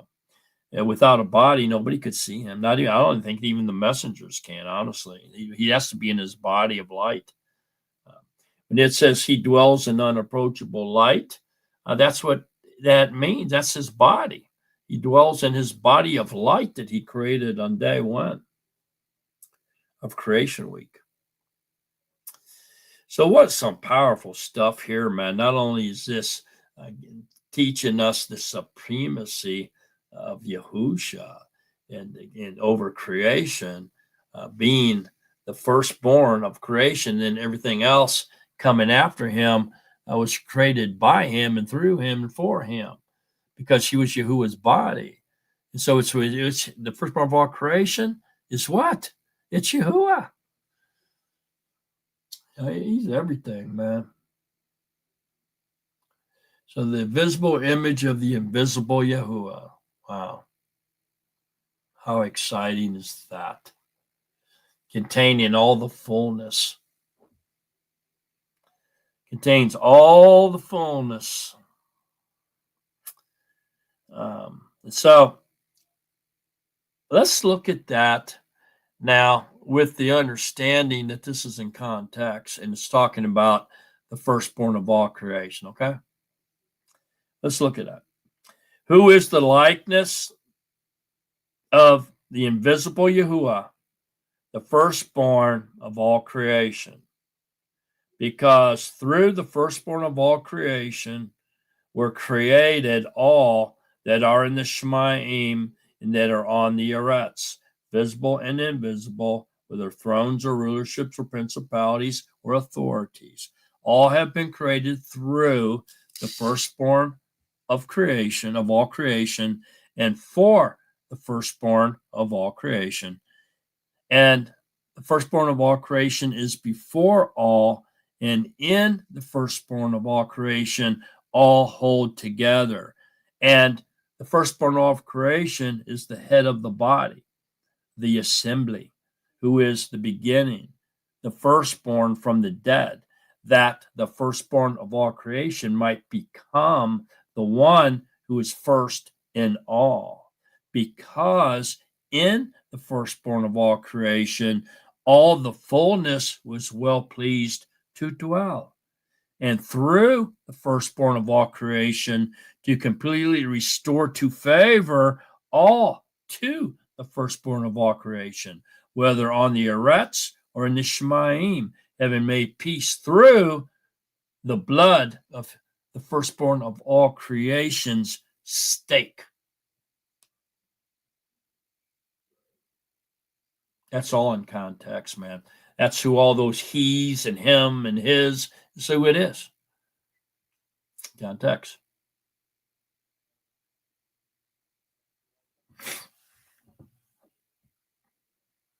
So there's no doubt then the firstborn of all creation is Yahuwah's body, more specifically body of light that he created on the first day of all creation.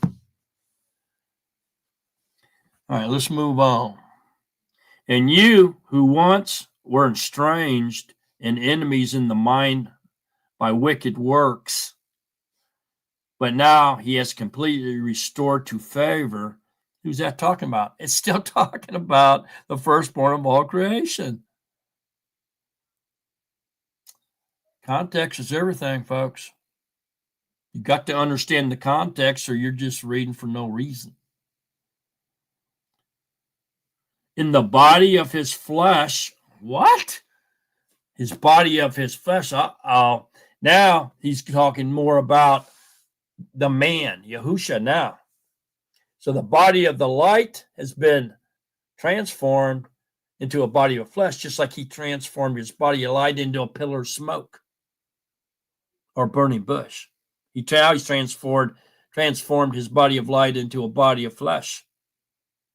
So it's simple to understand this. This is in context, man. That's what's the beauty behind Colossians. Paul, this is brilliantly written by Paul. He understood this. Obviously, he understood this.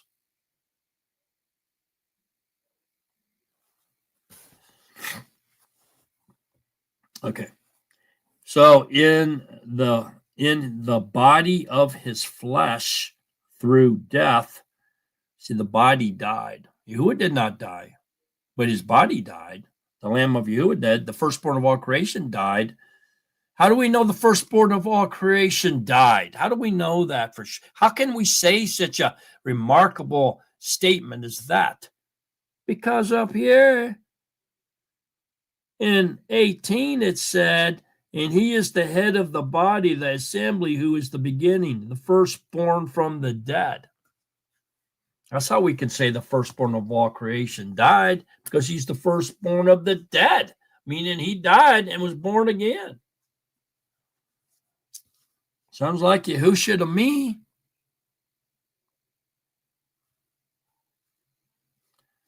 In the body of his flesh through death. Oh, wow. Firstborn of all creation died. Oh, wow. To present you, Kodesh, and blameless and unreprovable before before the firstborn of all creation. If indeed you continue in the belief. Belief of what? Well, belief has existed. I'll give you that. But beyond that, the belief in the power of his blood, of his death, of his bleeding, of the water and the blood. Founded and steadfast, and are not moved away from the expectation of the Besorah which you heard. Besorah is message, testimony.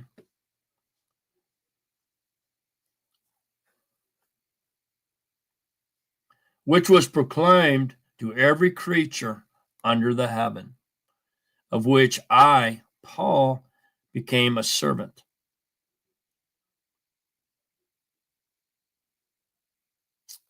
Who now rejoice in my sufferings for you and fill up in my flesh what is lacking in Mashiach's afflictions. That F is a huge word, isn't it? 23 there. If indeed you continue in the belief of what? That he, having come, he made peace through the blood of his stake. You have to believe in the sacrifice, the ultimate sacrifice of the Lamb of Yahuwah that take away your sins. That's what you got to believe in, man. If indeed you continue in the belief. F is huge. What a big word that is.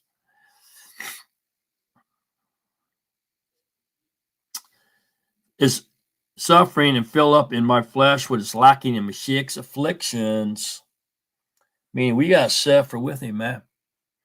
For the sake of his body, which is the assembly. Look at that. You see it? So what's lacking in his afflictions, we're going to pay some pain. We're going to give some pain in it. We're going to put some skin in the game too.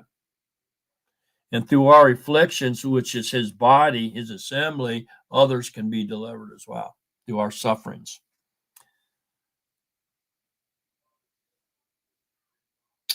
Wow. Man, oh man, oh man. If you're not getting that, you better really pray for some edification, man. You missing out. You're missing out on some beautiful, wonderful love here and what's going on.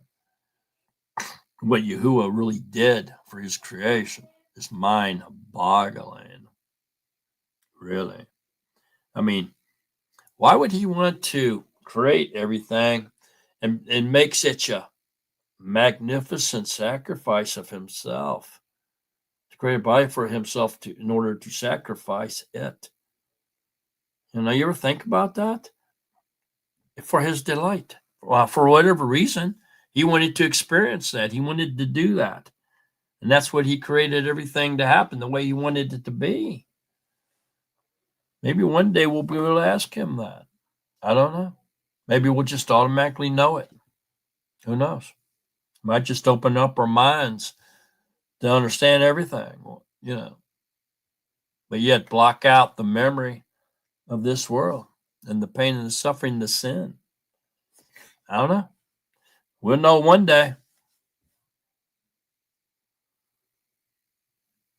Makes you wonder, though, why he wanted to go through that to experience it. He must have really thought about non-existence and death and stuff. You must have really been thinking hard about that in order to create everything to be centered around his death like that.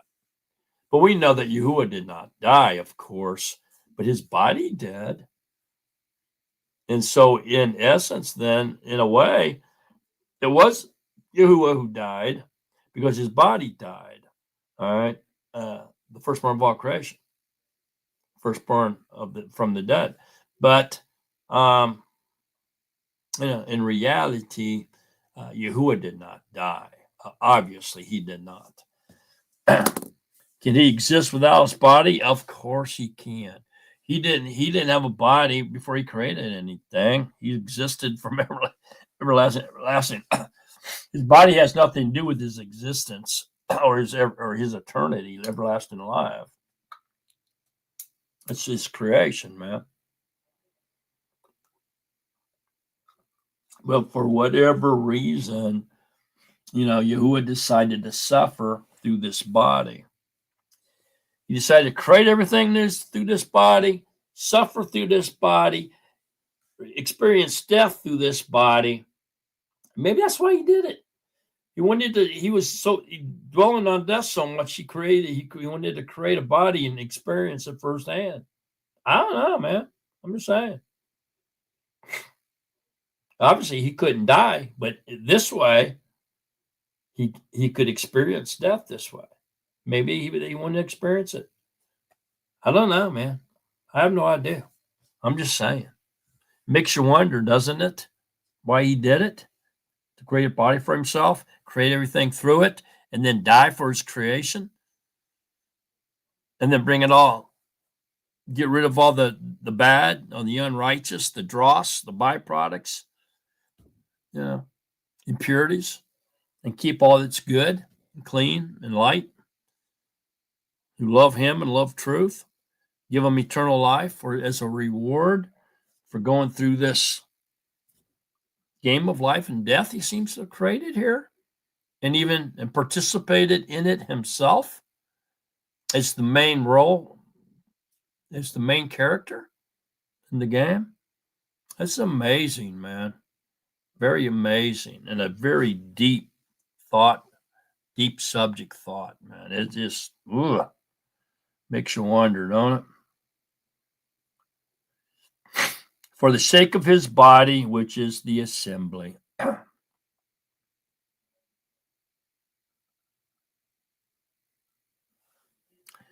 his body's going to go, the assembly will go into eternal life with him at some point. Extremely amazing. For which I became a servant according to the administration of Yahuwah, which was given to me for you to fill the word of Yahuwah.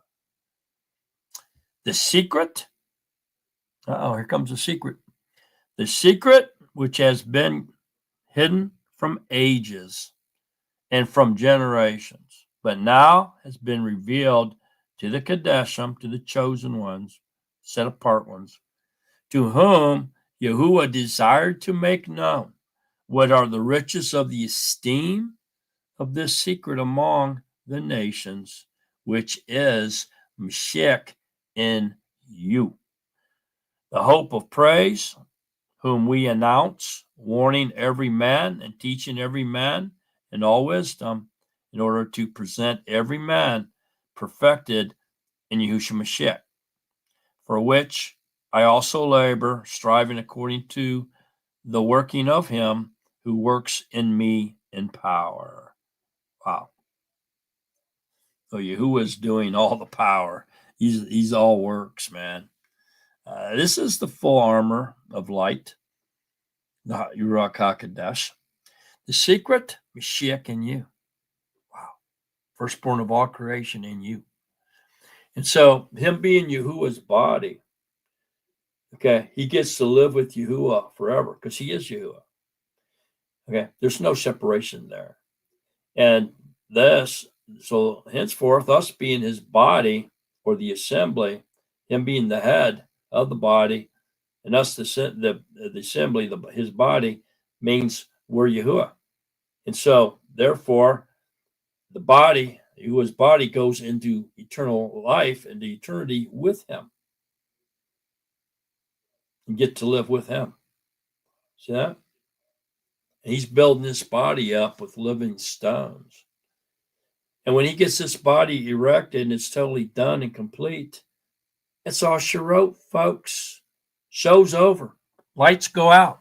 It's done. It's over. All she wrote. So this is stunning, man. I mean, it's, what do you say here, man? This is stunning as far as I'm concerned.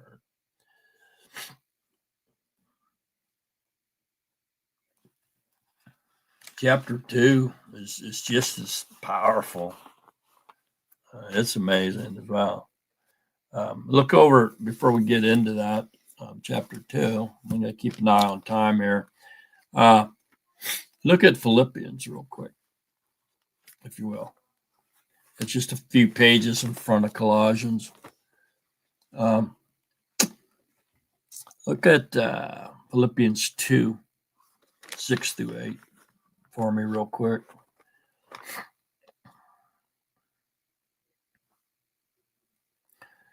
Let's start with 5. I want to go 5 through 11. The reason I want to go 5 through 11 here in 2 Philippians is this is another hymn. Okay. Some people call this the Messiah poem, the Mashiach poem, but really it's a hymn. It's a Hebrew hymn, okay, that Paul borrowed again and inserted it into this letter. It goes from verse 5 to 11. Okay, and so it says, "For let this mind be in you, which was also in Mashiach Yahusha, who being the essence of Yahuwah," being the essence of Yahuwah, considered it not theft to be the same as Yahuwah. No, because he was the same. He was his body. Listen to this now. He emptied himself. And so back over to, remember Colossians in verse 17, and he is before all, and in him all hold together. Here it says, yet he emptied himself, took himself out of the creation, taking the form of a servant. So how did it all hold back together? Because Yahuwah still existed. He never gave up his omnipotence. He just emptied himself of his body, giving it for death, giving it for sacrifice. Wow. Taking the form of a servant and came to be in the likeness of men. See that? Took the form of a servant and came to be in the likeness of a man, of men. So his body was transformed. He took his body and transformed it into flesh. And having been perceived in the form of a man, he humbled himself and became obedient to death even of a stake. Yahuwah, therefore, has highly exalted him and given him the name which is above every name. And at the name of Yahusha, every knee should bow, of those in heaven and those on the earth and of those under the earth. And every tongue should confess that Yahushua Mashiach is master to the esteem of Yahuwah the Father. That's the end of the song. It's so amazing here. Yahuwah therefore has highly exalted him and given him the name which is above every name, which we know is Yahuwah. So Yahushua is not a different name. It's the same name with a suffix added to it. That's all it is. Look at Isaiah. Keeping that in mind, go to Isaiah 45 real quick. So Isaiah 45 says,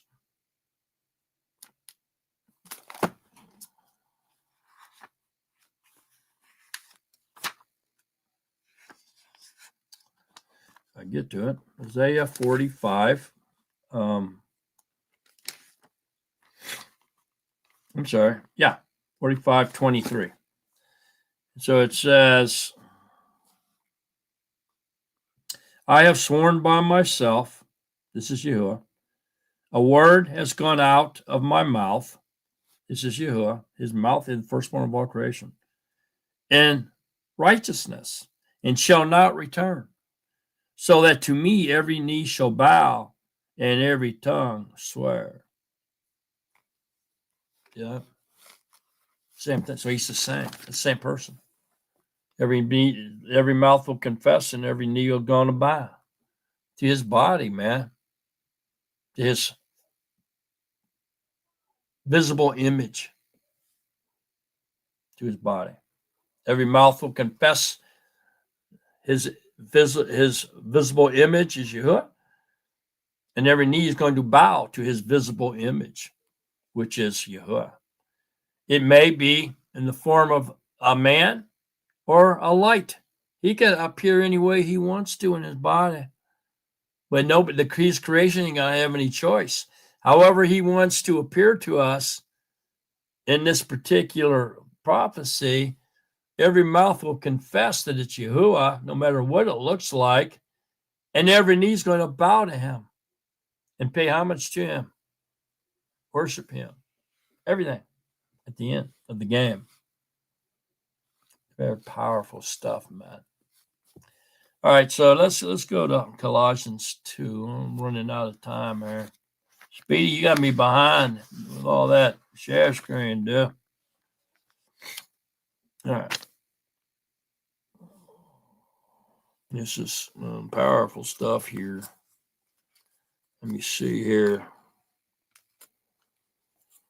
Oh, I got it right here. All right.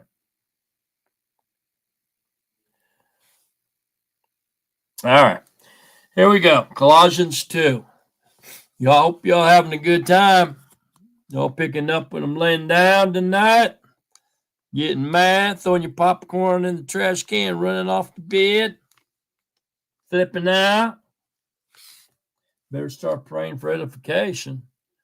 For I wish you to know what a great struggle I have for you and those in Laodicea, and for as many as have not seen my face in the flesh. This is Paul talking. In order that their hearts might be encouraged, being knit together in love, and to all riches of the full confidence of understanding. See that? You have to understand this, man. If you don't, you're lost. To a true knowledge of the secret of Yahuwah. See, it's a secret. Therefore, not everybody's going to get this. Matter of fact, some people are probably getting mad at me. They want to punch me in my nose talking like this tonight. I'm sure there's a few over out there like to take a poke. To a true knowledge of the secret of Yahuwah and of the Father and of the Mashiach, in whom are hidden all the treasures of wisdom and knowledge. Wow.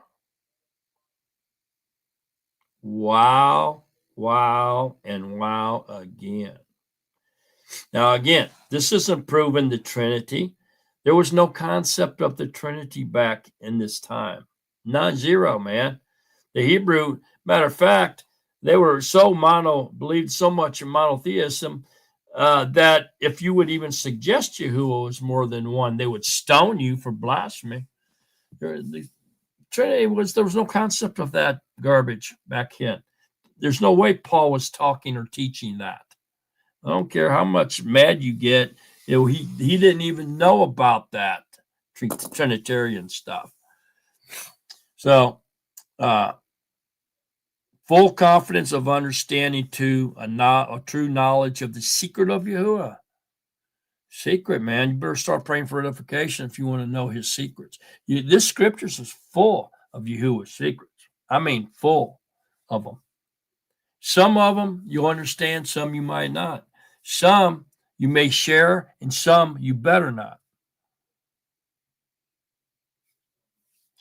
And of the Father and of the Mashiach, meaning they're the same, is what Paul's saying here, in whom are hidden all the treasures of wisdom and truth. So in the firstborn of all creation, Mashiach, Yahusha, the Son, is hidden all the treasures of wisdom and knowledge. Why? Because Yahuwah created everything through him. He was with him in the beginning when he created everything. So he's full of wisdom and knowledge of Yahuwah. All the treasures of wisdom and the knowledge are in Mashiach, man. The secret of Yahuwah. The true knowledge of the secret of Yahuwah. And Father Mashiach, to whom are hidden all the treasures of wisdom and knowledge. Wow. So there's two different treasures of wisdom and knowledge. One is of Yahuwah, which is what this is talking about, who he is. To understand this, that we're studying this evening. And the other is the knowledge of the world. The knowledge of Yahuwah helps people. The knowledge of the world hurts people. It's used to control and dominate and hurt others. Whereas the knowledge of Yahuwah builds them up, helps them, leads them into everlasting life. Two different knowledges. Which knowledge are you seeking? Are you seeking the knowledge of Yahuwah, or are you seeking the knowledge of the world? Which one?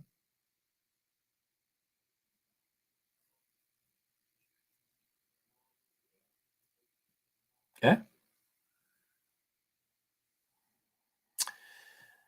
And this I say, so that no one deceives you with enticing words. That means with enticing words is basically tickling your ear, man. Telling you what you want to hear. What's easy?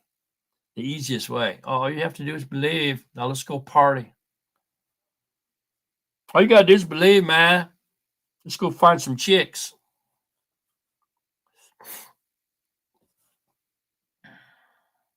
For though I am absent in the flesh, yet I am with you in Ruach. That's Paul talking. Rejoicing to see your good order and the steadfastness of your belief in Mashiach. So basically, this deceives you with enticing words. I got to tell you, and I don't want to get off into a tangent, but just before I get off of that, just know that back in this time, there was a group of Gnostics that were trying to dominate. Okay. And the Gnostics based everything on knowledge and wisdom. Okay. And that's what they really worshiped, and it's what they were seeking, but not so much the knowledge of Yahuwah, but the knowledge of the world, and even, the knowledge of evil, of the devil, the nasty stuff. And so anyway, Paul's just saying here, people read too much into that verse. For though I am absent in the flesh, That means I'm not with you. I'm somewhere else. Because he's writing this letter. He's not there with the Colossians. He's somewhere else. Okay. Yet I am with you in Ruach. That means in spirit, I'm with you, man. I'm with you and in an agreement with you. Although I'm not there with you in the flesh, I'm with you in my heart, my mind's with you. That's what all he's saying, man. He's not saying anything weird. People, they blow that way out of proportion right there. Rejoicing to see your good order and the steadfastness of your belief in Mashiach. It means they're doing good. They're growing. They're prospering. They're making fruit. They're maturing as Hebrew, and they're beginning to understand the spiritual things and the stuff like that. Therefore, number 6, as you accept Mashiach Yahushua the Master, walk in him, having been rooted and built up in him, and established in the belief as you were taught, overflowing in it with thanksgiving. That just means stay in the way, man. Stay the way of Yahushua. Walk in the true pattern of Yahushua. Stay in his true pattern. See to it that no one makes a prey of you through philosophy and empty deceit, according to the tradition of men, according to the elementary things of the world, and not according to Mashiach. So there you just, that's pretty powerful stuff right there in 8. And so countering, Paul's countering false doctrine here, or wormwood, and warning them to stay away from false teaching and the mixing of different religions and practices, even Gnosticism, mysticism, philosophy, like the Greeks, and Judaism, even religions as well. Don't get caught up in the traditions of men. Get away from that stuff. That's why I tell people all the time, if you're in a religion, get out. Ain't none of them right. If you think the one you're in's right and the rest are wrong, you're fooling yourself. They're all wrong. Matter of fact, all Christianity, all the religions, Catholicism, Christianity, all the whole group, Islam, all of them, all the religions of the world are going to follow after the anti-Messiah and the false prophet. They're going to follow him. Believe it or not, they will. All of them. All the religions. They're programmed to do it. Not only they're programmed to do it, they're going to do it because Yahuwah is going to tell the devil, he's going to command the devil to get rid of all the religions of the world and come up with one world religion to give the people an easy choice, choosing men's traditions or Yahuwah's Torah. It's going to be an easy choice for those people when all that happens. The one world government and the one world religion comes on the scene. So that's powerful stuff here, man. Paul's refuting, these different philosophies here in 8. Very powerful stuff, man. Paul's talking about here. And then he goes on speak of it even more, contradicting false doctrine and wormwood as he continues through here in this chapter 2. And so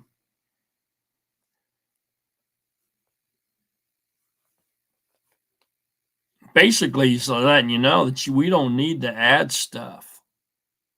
So all of men's additions is unneeded. All we need is Mashiach. Yeah, that's what he's trying to bring across here. Let's look at 9. This is a very important verse. Okay, so 2:9, again showing Mashiach's supremacy over all of creation here. Okay, and being the visible image of the invisible Elohim. Okay, listen to it. Because in him, speaking of the firstborn of all creation, you could say Yahusha, same thing. Mashiach, same thing. Son, same thing. All the same thing. It's all pointing to Yahuwah, because in him dwells all the fullness of Yahuwah bodily. Wow. How much more clear can he be? Definitely the visible image of the invisible Yahuwah, man. This is his body, because in him dwells all the fullness of Yahuwah bodily. How much more clear you want Paul to speak? It means he's got created a body for himself, and he's indwelling it. All his fullness is in this body. All his goodness is in this body. Yet he's going to empty his creation of his body and sacrifice it and make it flesh and sacrifice it for us. Give us a sacrifice for sin. Shed his own blood. Yahuwah's blood. That's what got shed. You say, oh, wait a minute. He was a spirit. He didn't have blood. He had blood after he transformed his body of light, the firstborn of all creation, into a fleshly body. He had blood. And you have been complete in him. So you don't need nothing else. You don't need all that false doctrine. You don't need angel worship. You don't need legalism by religious effort, obeying different religious doctrines. That's legalism. They point at you being a legalism. So, oh, that's legalism when you're obedient to the Ten Commandments. Are you kidding me? Legalism is something that's good, but in this way, it's not, because they're obeying laws of false religions, false doctrines of demons. So Paul's definitely showing here that, in Mashiach, who is the fullness of Yahuwah bodily, here makes all other human additions or efforts unnecessary. That's what Paul's saying. And you have been made complete in him, who is the head of all principality and authority. Yahuwah, man. In him you were also circumcised with a circumcision not made with hands, in the putting off of the body of the sins of the flesh, by the circumcision of Mashiach, having been buried with him in immersion, in which you also were raised with him through the belief in the working of Yahuwah, the resurrection, who raised him from the dead. Yeah, he's talking about your new birth there. Born of the water and the spirit. So rebirth here, a new birth, spiritual, new birth, rebirth, right? Born back into the world after dying, being buried with Yahusha, coming back into the world through your water immersion, being reborn, coming out of the water and the blood, breaking the water, and then being raised with him, resurrected with him after coming out of the blood and the water, and becoming a new birth, a new person, a new creature, born again, spiritual child of light, child of Yahuwah, son of Yahuwah, whatever you want to call him. Yes, there's a lot of different descriptions for same things in scripture, isn't there? Yes, there is. So, yeah, 2829, powerful stuff, man. 212, powerful stuff. And so basically people are spiritually dead, and walking dead. And when they die, and they want to be born again through their spiritual encounter here, their new birth, if you will. They die spiritually. They die with and buried with Mashiach, the firstborn of all creation. Okay, and then they're dead, they're buried, and then resurrected with Yahusha, becoming new creatures, sons of light. Okay, that's what that's all talking about. Pretty clear, really, what it's telling you. So if you die with Mashiach, you be raised with Mashiach. So let's look at 13 here.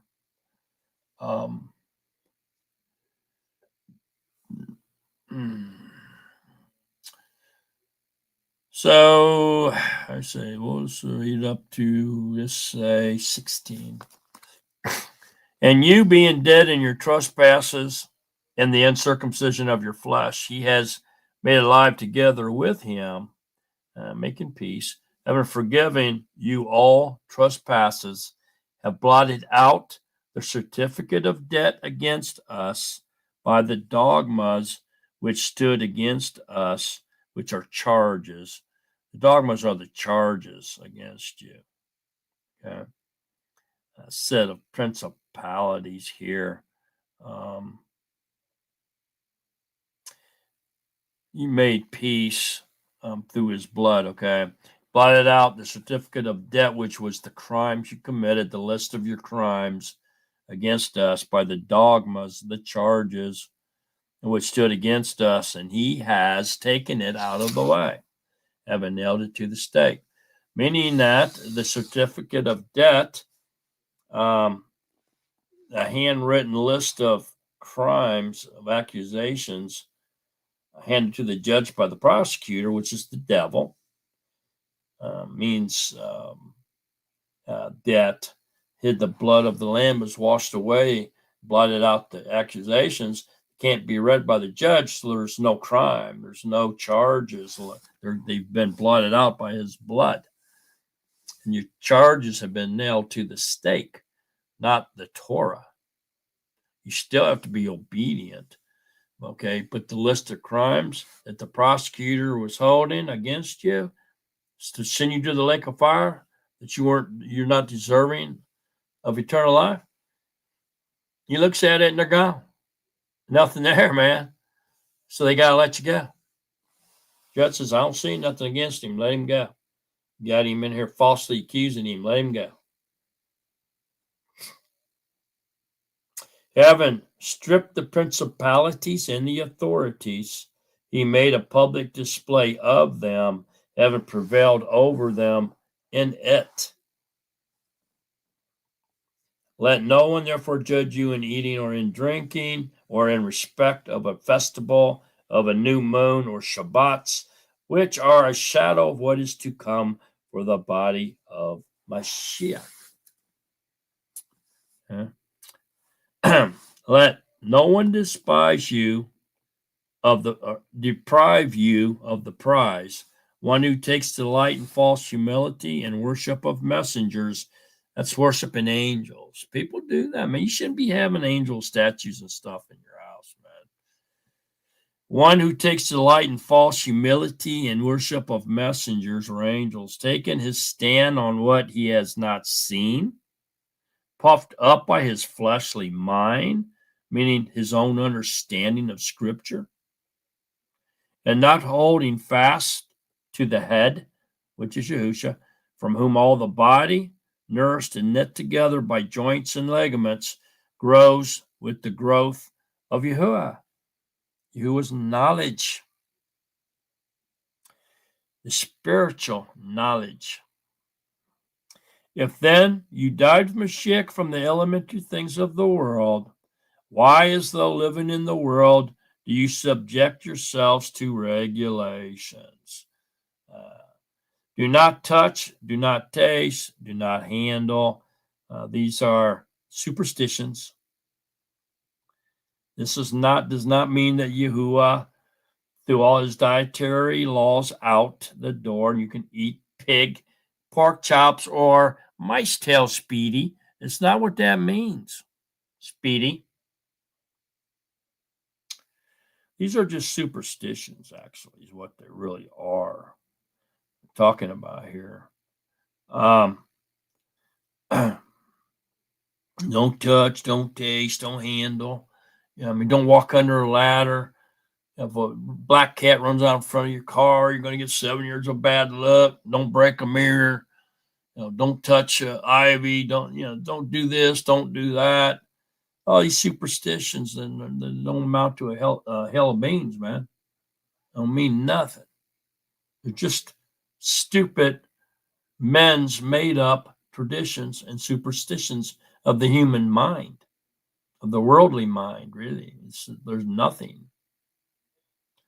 So Paul here is refuting all this. This asceticism, the angel worship here, and all this other crap that he's mentioning. He's refuting this stuff. All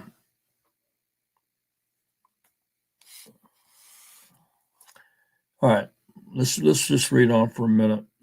Which are all to perish with use. So everything's going to be gone. It's going to be burned up in the end. According to the commands and teaching of men. That means they're do not touch, not taste, not handle all these superstitions, which are to perish with use according to the commands and teaching of men. See that? These indeed have an appearance of wisdom and self-imposed worship, humiliation, and harsh treatment of the body. They used to beat themselves, flog themselves, because they looked at a woman 3 times, and that was considered a sin. So they flogged themselves. Of no value at all, only for satisfaction of the flesh. It's not going to deliver you. None of that. Those superstitions, flogging yourself, punishing your body, whatever, man, ain't going to do nothing.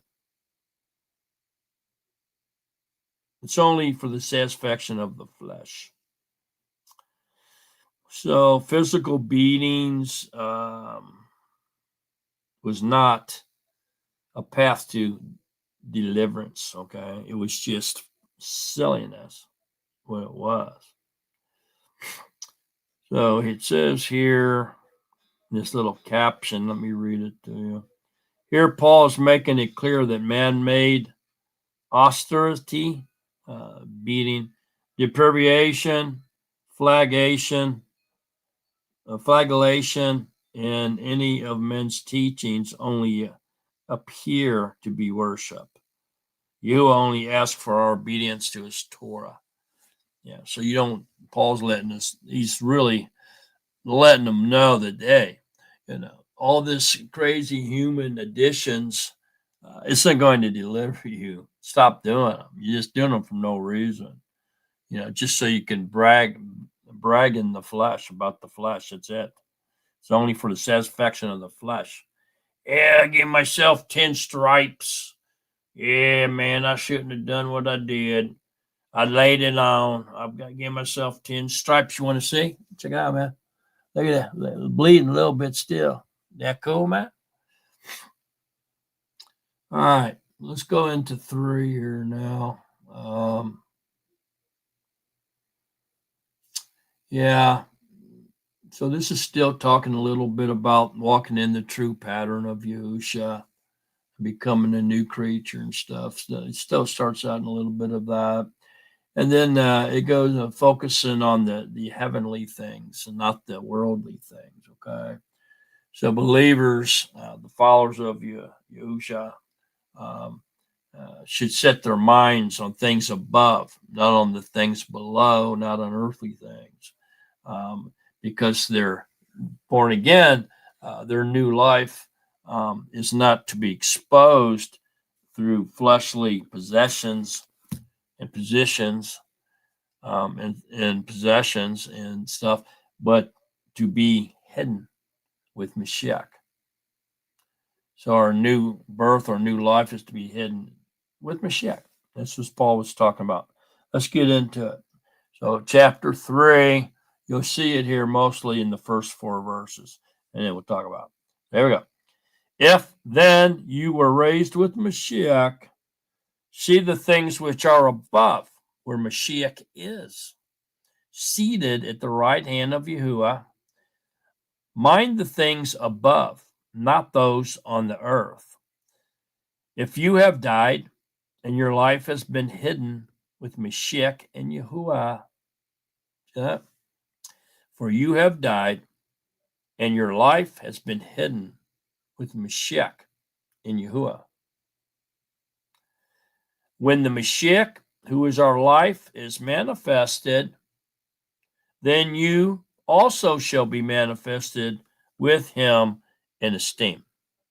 Wow.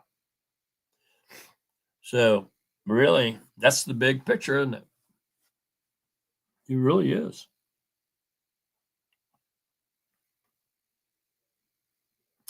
It really is the big picture, man. Those first 4 verses are very powerful. You may want to read, if you get a chance, Galatians 5 and Ephesians 4, along with this Colossians 3, 1 through 4, and put it all together if you want more vision on it. But really, this is the big picture here, man. It really is.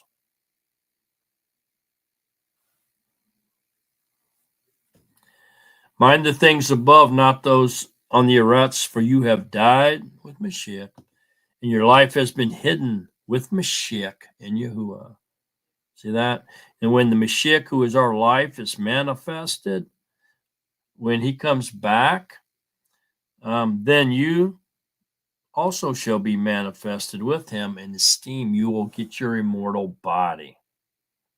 That's what this is saying. All right.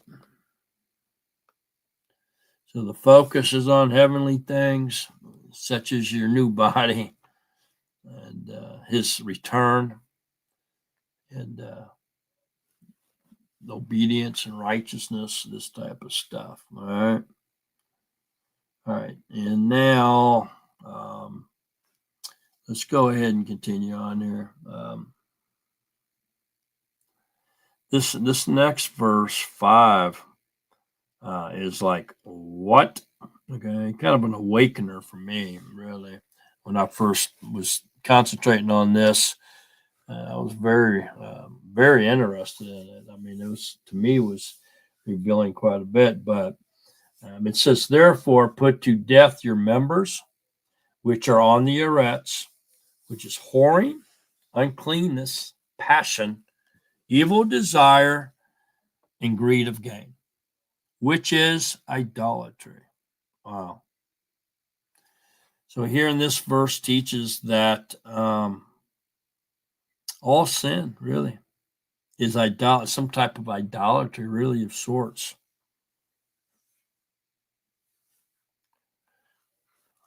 This is amazing to me. So in other words, if you're doing some type of sin and you're into it and you're doing it all the time because you like it, it becomes your God. It's an image. It's something that's an idol. It's something that you look forward to, and you're really are controlled by it because you can't resist it. There's no resistance, and so therefore it becomes part of you, really, and you look forward to this sin all the time, and you want to do the same thing all the time. You may coil and sometimes and wish you wouldn't doing it and all this and that. But after all that remorse, any of remorse you get wears off, you start seeking to get that high again, that adrenaline flow of doing whatever sin it is you're doing, and you get off on that. And so you crave it and you go after it, and you're feeding your flesh by doing that. And all of it is because you're being controlled by it, by that sin is controlling you. You're serving it, and so there it becomes your master, and therefore it's idolatry. So really, this is teaching us, we learn here that all sin, or at least nearly all sin, is idolatry, some type of idolatry of sorts. Yeah, it's an eye opener. All right, so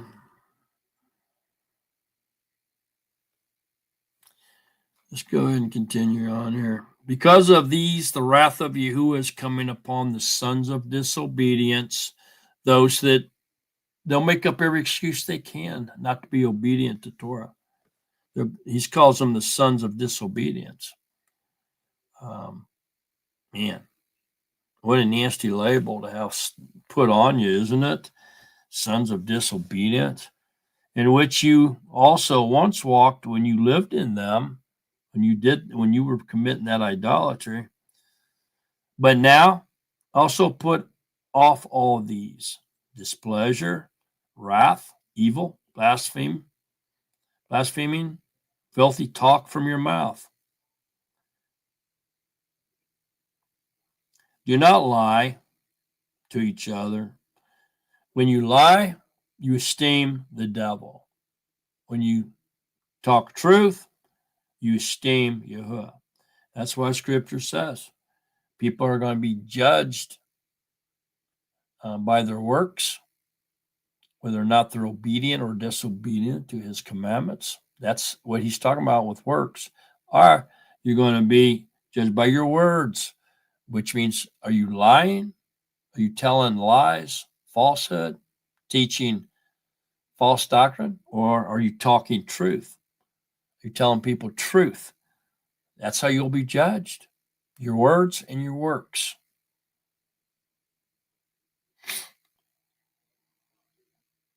Do not lie to each other, since you have put off the old man with his practices.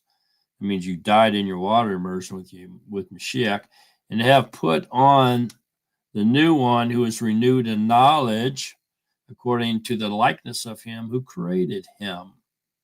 Wow. Where there is no Greek in Yehuda, circumcised or uncircumcised, foreigner, Scythian, slave free, but Mashiach is all and in all. There you go. Mashiach is all and in all. So he's all in all. Who else is the all in all? Yahuwah. And so Yahusha is the great all in all. It means he's Yahuwah, man. In his body, his visible image of the invisible Elohim. You're seeing him in a fleshly body, man. He's all in all. Therefore, as chosen ones of Yahuwah, set apart and beloved, put on compassion, kindness, humbleness of mind, meekness, patience, bearing with one another, and forgiving each other if anyone has a complaint against another. Indeed, as Mashiach forgave you, so also should you. But above all these, put on love, which is a bond of the perfection. Wow.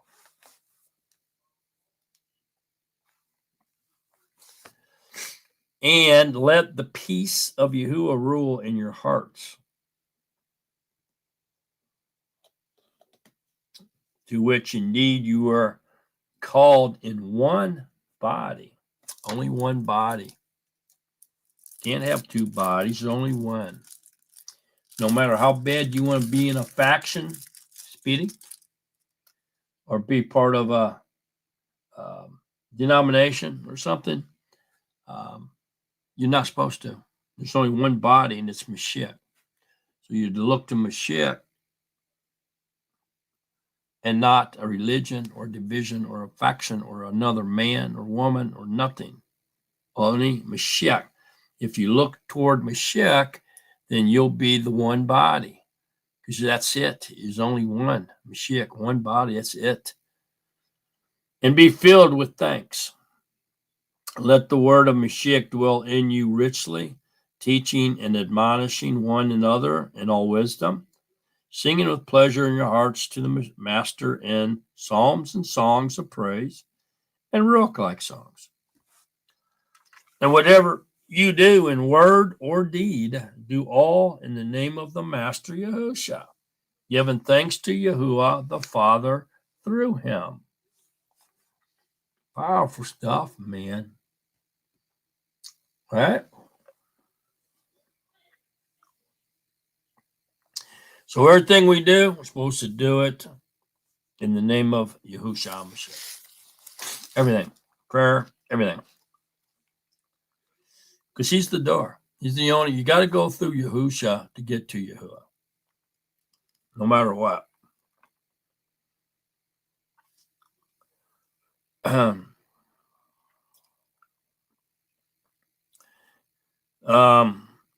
Do all in the name of the Master Yahusha, giving thanks to Yahuwah the Father through him. Yeah, so through him, because everything came through from Yahuwah through him. Hang on a minute.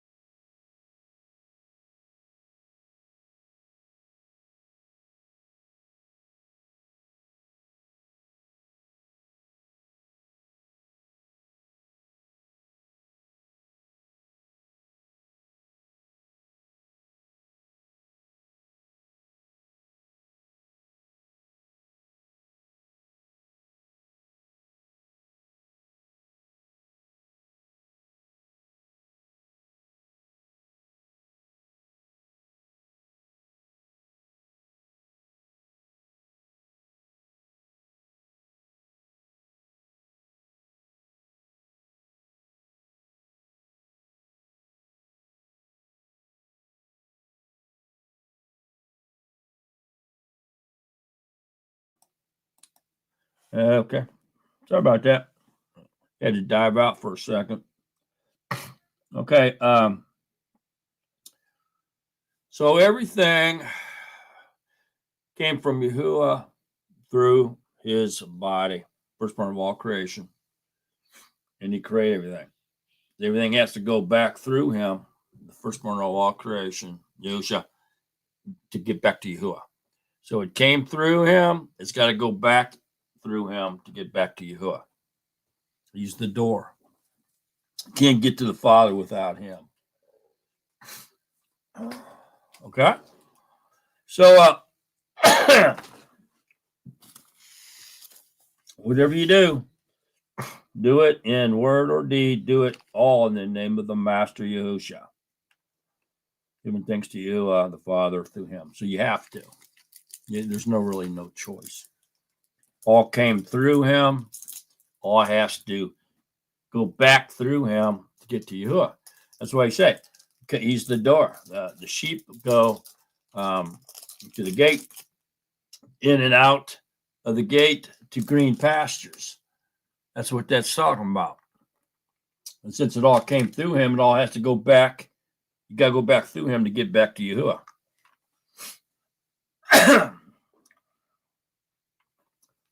And then more on a deeper level, you can go through him to the spiritual realm, to Yahuwah's throne. And then you come back through him into the world to take care of the sheep.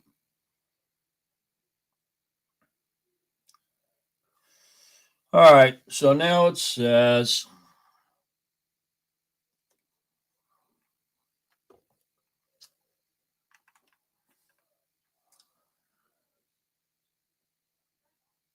in whatever you do, I'm sorry, we're on 18. All right, so now it says, and pay attention to this. This is a little bit weird.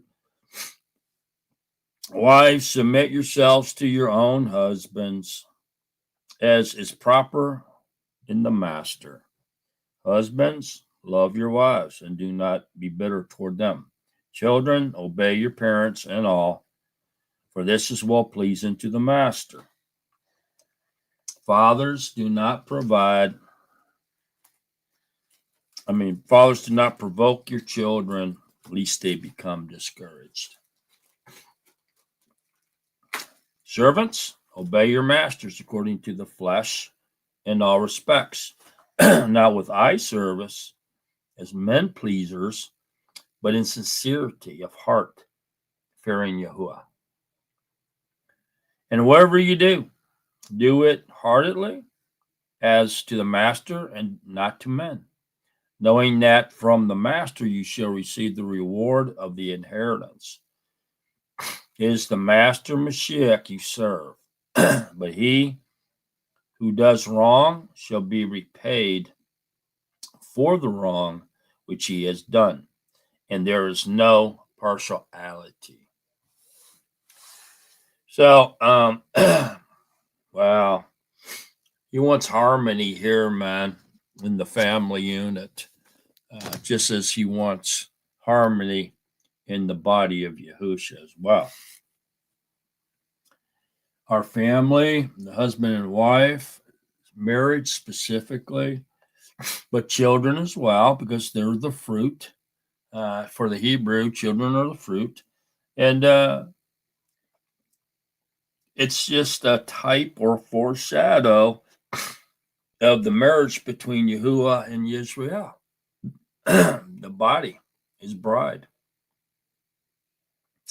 And so basically then it's a foreshadow or practice of how to conduct ourselves in the body of Yahusha. And so if we can have peace and harmony and love, unity, cooperation within the earthly body or family, the wife, the husband, the wife, the children, servants, anybody is a part of the household, basically. Then we can carry that knowledge and that understanding and that ability over into the body of Yahusha and conduct ourselves properly in the body. Okay. So that's what that is. So Colossians 4.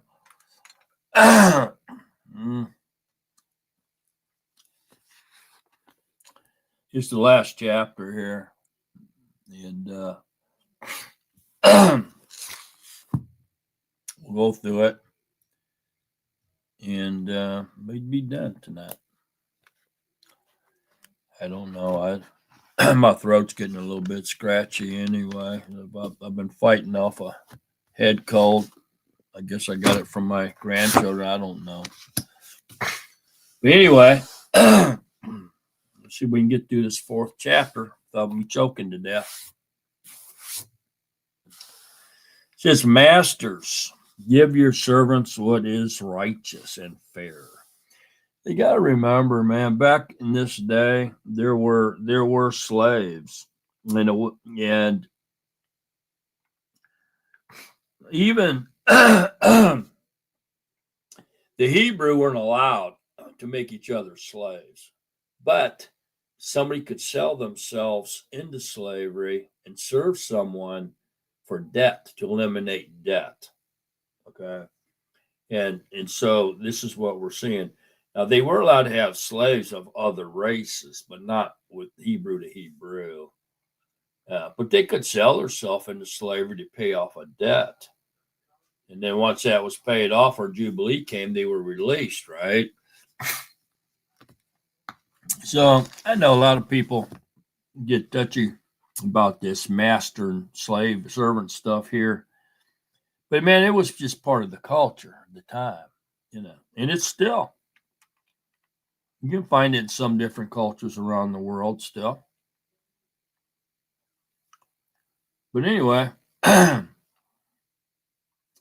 masters, give yourself servants what is righteous and fair, knowing that you also have a master in the Shemaim. So here we're seeing this, that this is the way, even in this type of society, there's a way of seeing this, behaving, and a way of not. And so because it was a reflection, just like human marriage was a reflection on the bride, Yahusha and his bride, was the reality. The earthly marriage is the foreshadow or the type. Same thing. So the master and the servant thing is a foreshadow of the reality, which is we serve the master Yahusha. And so we supposed to behave ourselves within our literal reality of the flesh and everything in the world as a foreshadow of how we're supposed to conduct ourselves as part of Yahuwah's kingdom and him being the master and the king and us being the servants.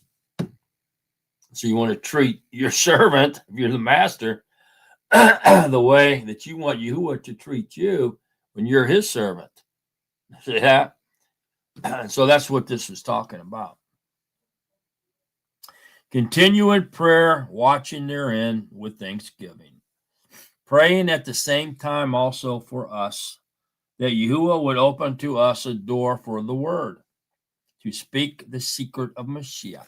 There you go. So here we go. Secret again. See that secret? Speak the secret of Mashiach.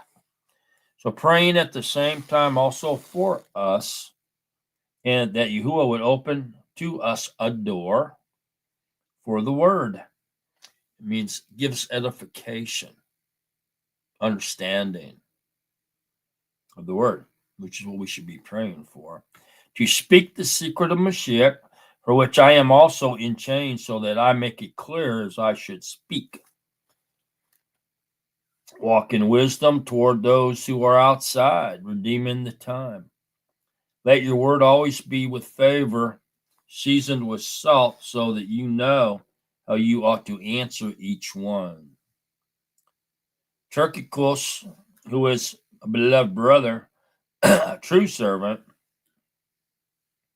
and a fellow servant in the master, shall give you all the news about me. Now Paul's talking about himself.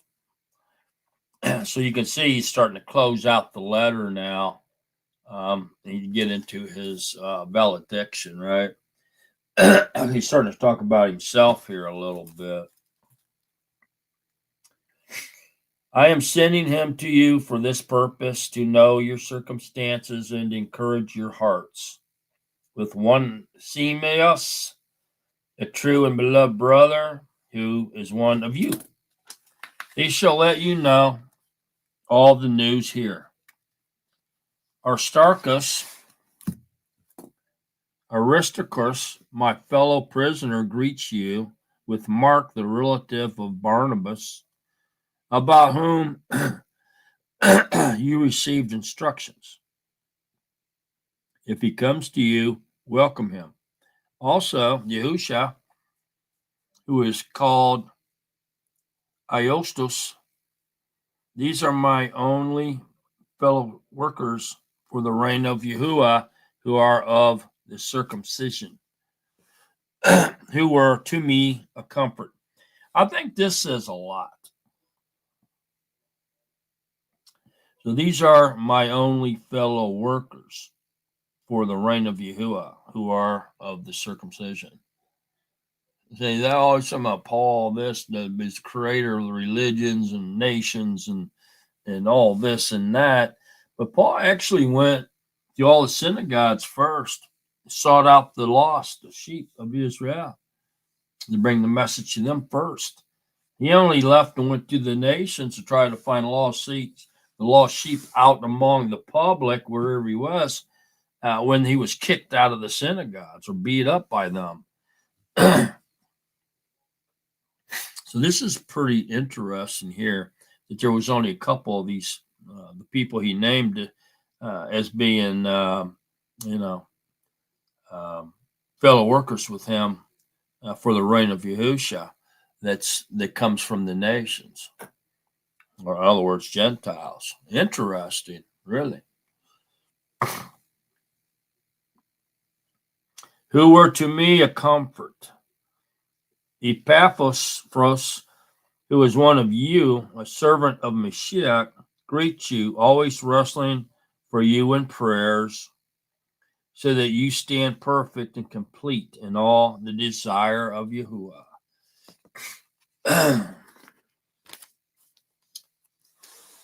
For I bear him witness that he has a deep concern for you. Talking about that guy. And those who are in Laodicea and those in Hierapolis, Luke, the beloved physician, and Demas greet you. So you can see he's into his valediction here, right? But Luke, the beloved physician, I believe he was raised Greek. It may be in Greece, but I think he was Hebrew. In Greece, he was just there, but he was raised Greece. But possibly he still spoke Hebrew. I believe he learned Hebrew through his parents.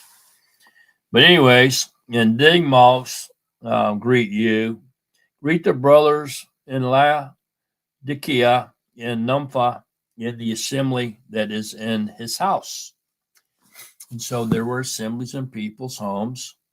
There was assemblies by the rivers. There was assemblies in meeting places and outdoor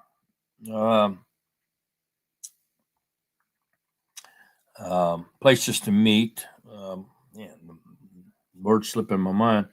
That is in his house. And so, and when this letter, so there was no church. The point I was making there. And when this letter is read among you, see that it is read also in the assembly of the Laodiceans, and that you likewise read the letter from them, from Laodicea. So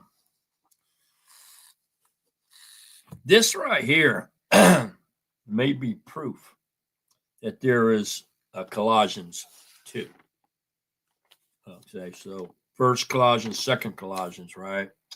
And there is.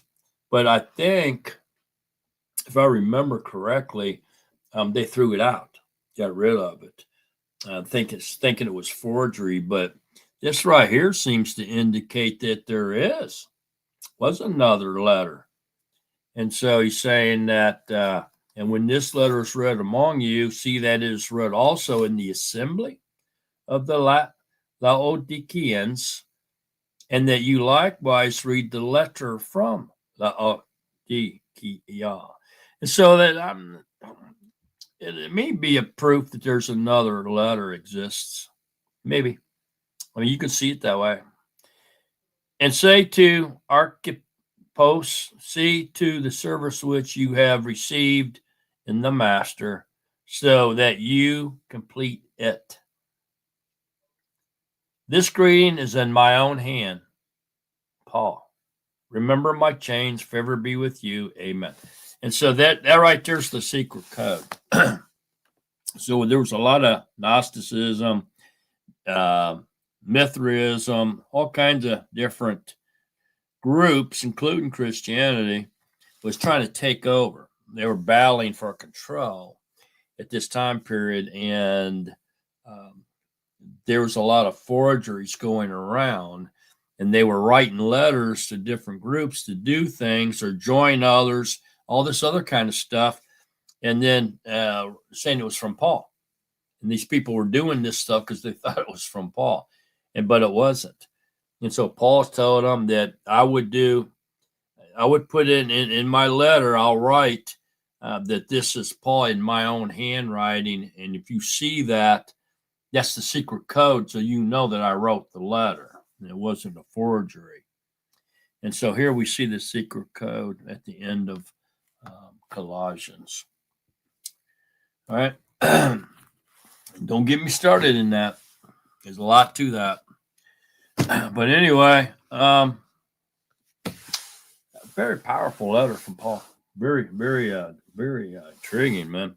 A lot, man. Those first two chapters, wow. Paul nailed them, man. I mean, what a powerful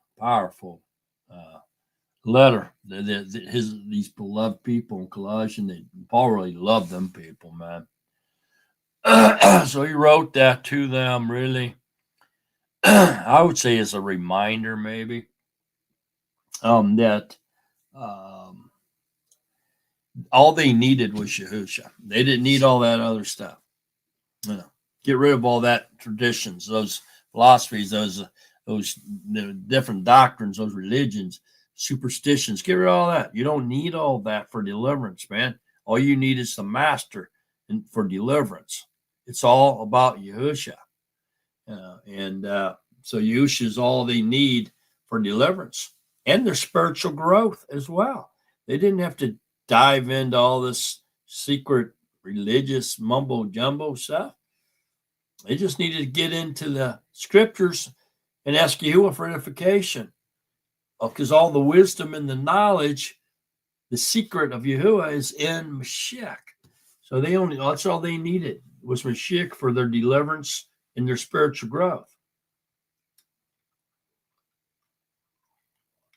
Their syncretism business, Paul was fighting it as well. I mean, it kind of maxed out, reached its climax, or at least its full throttle, I should say, in the 4th century. But it was coming. It was rearing its head in Paul's time. He was dealing with all the mixture of all this stuff. And he combated this syncretism, heresy stuff as well, combining all this stuff and trying to make a religion, a united religion. It's part of Yahuwah's plan, I think. I mean, it's going to happen anyway. So obviously there's going to be a bunch of foreshadows of it. The reality's coming. But I think the main message of Paul here for this group was, reminding them, hey, you're born again.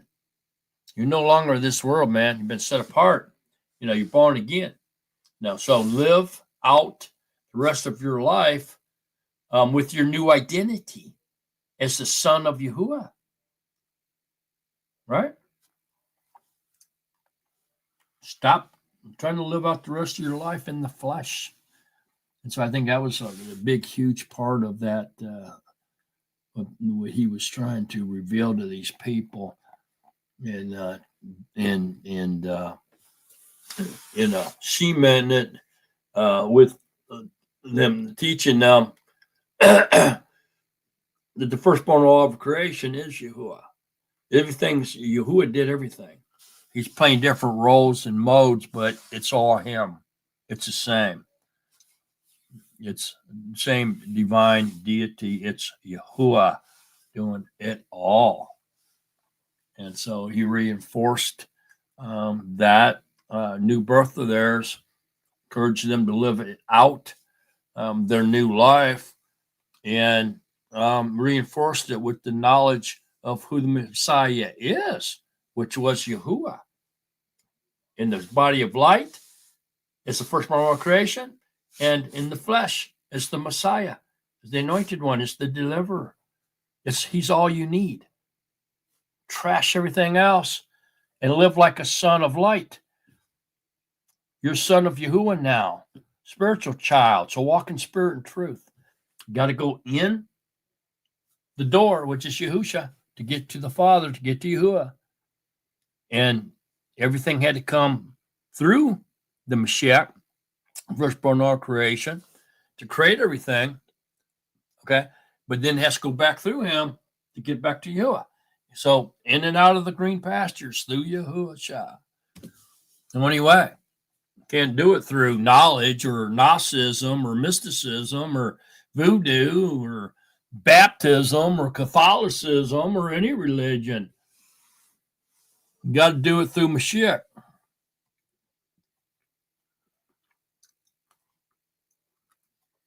The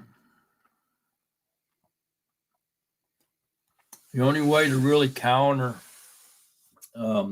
these spiritual dangers, man, of all this falsehood and wormwood and the demons and the devil all masquerading as messengers of light, and you not being able to identify because they look like what you've been programmed to see as a good angel, but they're really not. They're really demons masquerading. all this kind of stuff, all these spiritual dangers, man. The only way to really counter them is by exalting Yahusha as being Yahuwah and realizing that Yahusha is the visible image of Yahuwah. And he's the only one that's sufficient for your deliverance. And he is the head of the body.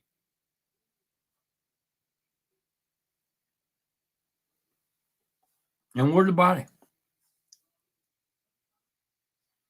That's it. That's how you get around all that.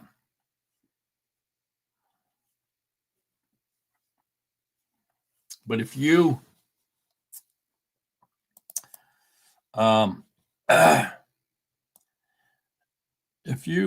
refuse to admit that Yahuwah is everything, Yahusha is Yahuwah, you'll be sorry, because one day you will admit it. You will be admitting it, whether you like it or not.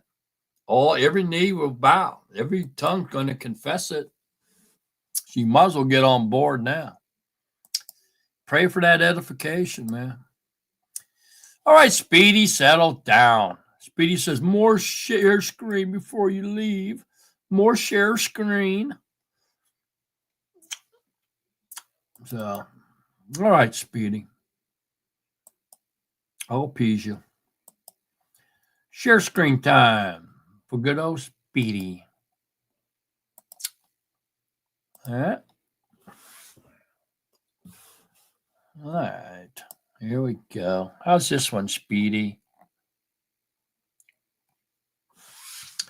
Yahusha is Yahuwah manifest. Now, what in the world does that mean? That word manifest. Boy, that looks secret. That looks like a secret little word, don't it?